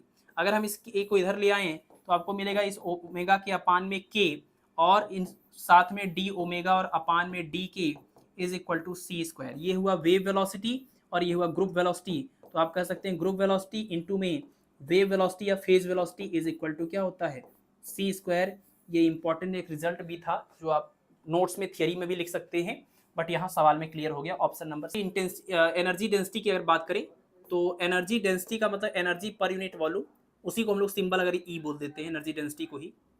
तो आपने देखा था कि एनर्जी डेंसिटी का फार्मूला आया हुआ था, चलिए एनर्जी डेंसिटी इक्वल टू, ये फार्मूला था 2π² n² a² रो, ये फार्मूला था। जब हमने इंटेंसिटी निकाला था तो आया था 2π² n² a² रो, और यहाँ पर v, यही फार्मूला आता था। तो यहाँ से अगर हम इंटेंसिटी की बात करें, सवाल हमारा इंटेंसिटी का है सीधा सीधा, तो इंटेंसिटी प्रोपोर्शनल टू यहाँ फ्रीक्वेंसी स्क्वायर और क्या, एम्पलीट्यूड का स्क्वायर। एम्पलीट्यूड को यहाँ पर 2 गुना किया जा रहा है और फ्रीक्वेंसी को 1/4 किया जा रहा है। तो अगर हम रेशियो लें कि I dash upon I, final intensity upon initial intensity, final frequency upon initial frequency square, final amplitude upon initial amplitude square, तो क्वेश्चन के अकॉर्डिंग आप कह सकते हैं फाइनल फ्रीक्वेंसी इनिशियल फ्रीक्वेंसी की कितनी है, फ्रीक्वेंसी 1/4 है, तो यहाँ पर आएगा 1/4, 1/4 का square. Final amplitude initial amplitude का कितना है, ये है डबल, यानी कि यहाँ रेशियो आएगा आपका 2, ये हो जाएगा स्क्वायर। फाइनल इंटेंसिटी अपान इनिशियल इंटेंसिटी, इसको सॉल्व किया तो 1/4 इंटू 4 16 और 2 का स्क्वायर 4, सॉल्व करेंगे तो 1/4, क्रॉस मल्टीप्लाई करेंगे तो I dash equal to I/4, मतलब जो इंटेंसिटी होगी वो 1/4 टाइम्स हो जाएगी, decreases by a factor of 4, option number D correct हो जाएगा। क्वेश्चन नंबर 26 में ये है कि 41 tuning fork are arranged such that every tuning fork gives 5 beats with the next one. मतलब अगर ये एक ट्यूनिंग फोर्क है, इसके बगल में एक और है, इसके बगल में एक और है, इसके बगल में एक और है, हर एक ट्यूनिंग फोर्क अपने बगल वाले के साथ 5 बीट प्रोड्यूस करता है। तो अगर 5 बीट ये दूसरे वाले के साथ प्रोड्यूस करता है, मतलब दोनों की फ्रीक्वेंसी में 5 का डिफरेंस है, क्योंकि बीट्स फ्रीक्वेंसी का मतलब कि n1 माइनस n2 होता है। तो अगर 2 ट्यूनिंग फोर्क आपस में 5 बीट प्रोड्यूस कर रहे हैं, इसका मतलब इनकी फ्रीक्वेंसीज में 5 का डिफरेंस है। कौन 5 ज्यादा है कौन 5 कम है ये हमें नहीं पता है। आगे कह रहे हैं the last tuning fork has a frequency that is double of the first. यहां से क्लियर हो गया, क्या क्लियर हो गया कि अगर ये पहला है, ये दूसरा है, ये तीसरा है, ऐसे करते करते लास्ट में कोई 41 नंबर पर भी है। कह रहे हैं कि हर 2 के बीच में 5 का डिफरेंस है, मतलब इनका ट्यूनिंग फोर्क आपका 5 बीट 5 बीट 5 बीट देता है। अब ये बात नहीं पता हो रही, जैसे मान लीजिए अगर हम इसकी फ्रीक्वेंसी को मान लें 10 हर्ट्ज, तो ये पता नहीं 15 हर्ट्ज थी कि 5 हर्ट्ज थी, दोनों ही केस में तो 5 बीट हमें मिलेगा। भाई अगर आप इधर से 5 बढ़ाएंगे, 5 बढ़ाते जाइए तब भी आपको 5-5 का डिफरेंस मिलेगा, 5 घटाते जाइए तभी तो 5-5 का डिफरेंस मिलेगा, और डिफरेंस ही मैटर करता है, ज्यादा कम से कोई मतलब नहीं। तो जो डिफरेंस आएगा वो 5 का आना चाहिए। कैसे पता करें कि बढ़ते हुए जाना है घटते हुए जाना, तो आगे बोल रहे हैं कि जो लास्ट वाले की फ्रीक्वेंसी है वो पहले वाले की फ्रीक्वेंसी का जस्ट 2 गुना है, जस्ट 2 गुना है। तो ये 2 गुना तो तभी मिलेगा जब बढ़ते बढ़ते बढ़ते 5-5 बढ़ते जाएंगे, लास्ट में जो आएगा वो इसका जस्ट 2 गुना हो जाएगा। तो इसका मतलब कि हमें इसकी फ्रीक्वेंसी को अगर x मान लें या f मान लें तो इसकी फ्रीक्वेंसी हो जाएगी कितनी, 2f, है ना, 2f हो जाएगी। तो आगे कह रहे हैं कि the frequency of the first tuning fork is, तो हमें फर्स्ट ट्यूनिंग फोर्क की फ्रीक्वेंसी बतानी। तो एक काम करते हैं, पहले तो आप देखिए इसकी फ्रीक्वेंसी को अगर हम f मान लें तो इसकी फ्रीक्वेंसी कितनी हो जाएगी, ये हो जाएगी f प्लस में 5, और इसकी फ्रीक्वेंसी कितनी हो जाएगी, ये हो जाएगी आपकी f प्लस में 5।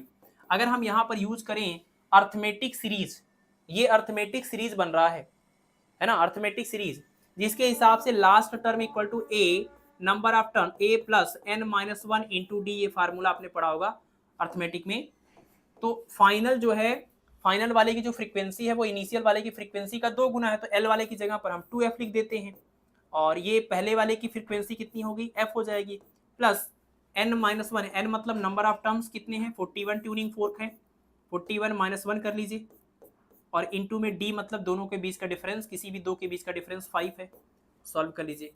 तो 2f इक्वल टू हो जाएगा f प्लस ये हो जाएगा 40 इंटू 5, कितना हो जाएगा 200, इसको इधर ले आइएगा तो f इक्वल टू कितना हो जाएगा, ये हो जाएगा 200 हर्ट्ज, मतलब इसकी फ्रीक्वेंसी 200 और इसकी फ्रीक्वेंसी 400। तो इसका आंसर ऑप्शन नंबर ए। ये सवाल बहुत पूछा जाता है, जहां पर ये आपका स्टेशनरी वेव या ऑर्गन पाइप जिनके भी सिलेबस में डोमिनेट करता है, वहां पर ये सवाल बहुत फेमस है कि fundamental frequency of an open pipe is f0, तो fundamental frequency when it is half filled with water, ठीक है, क्या है fundamental frequency of open pipe. अब आप बताइए कि अगर ये एक ओपन पाइप है, इसकी लेंथ को अगर हम बोल दें l, तो इसकी फंडामेंटल फ्रीक्वेंसी का फार्मूला क्या होगा, आपको पता है कि ओपन ऑर्गन पाइप के फंडामेंटल फ्रीक्वेंसी का formula v/2 into L, L मतलब इसकी पूरी लेंथ जहां पर एयर कॉलम वाइब्रेट करेगा, ये फार्मूला हो गया। बाद में करें इसी में आधा पानी भर दिया गया, तो अगर हम आधा इसको पानी से भर दें, आधा इसको पानी से अगर भर दिया, अब ये आप देखिए इसकी जो लेंथ बनी जिसमें एयर वाइब्रेट करेगा, एयर कॉलम, वो लेंथ हो गया पहले का बिल्कुल आधा, आधे में पानी भर दिया। और इसमें दोनों सरफेस खुला हुआ था, तो ये ओपन ऑर्गन पाइप था। इसमें आपने इधर साइड पानी भर दिया हुआ है, ये खाली एक साइड से खुला है, ये क्लोज्ड ऑर्गन पाइप भी है और इसकी लेंथ का आधा लेंथ भी है। और इसकी फंडामेंटल फ्रीक्वेंसी का फार्मूला आपको पता है, f dash equal to v upon में 4 इंटू में जो भी इसका लेंथ होता है वो, और ये जो लेंथ है वो लेंथ पहले वाले लेंथ का आधा है, तो आप लिखेंगे यहाँ पर L/2।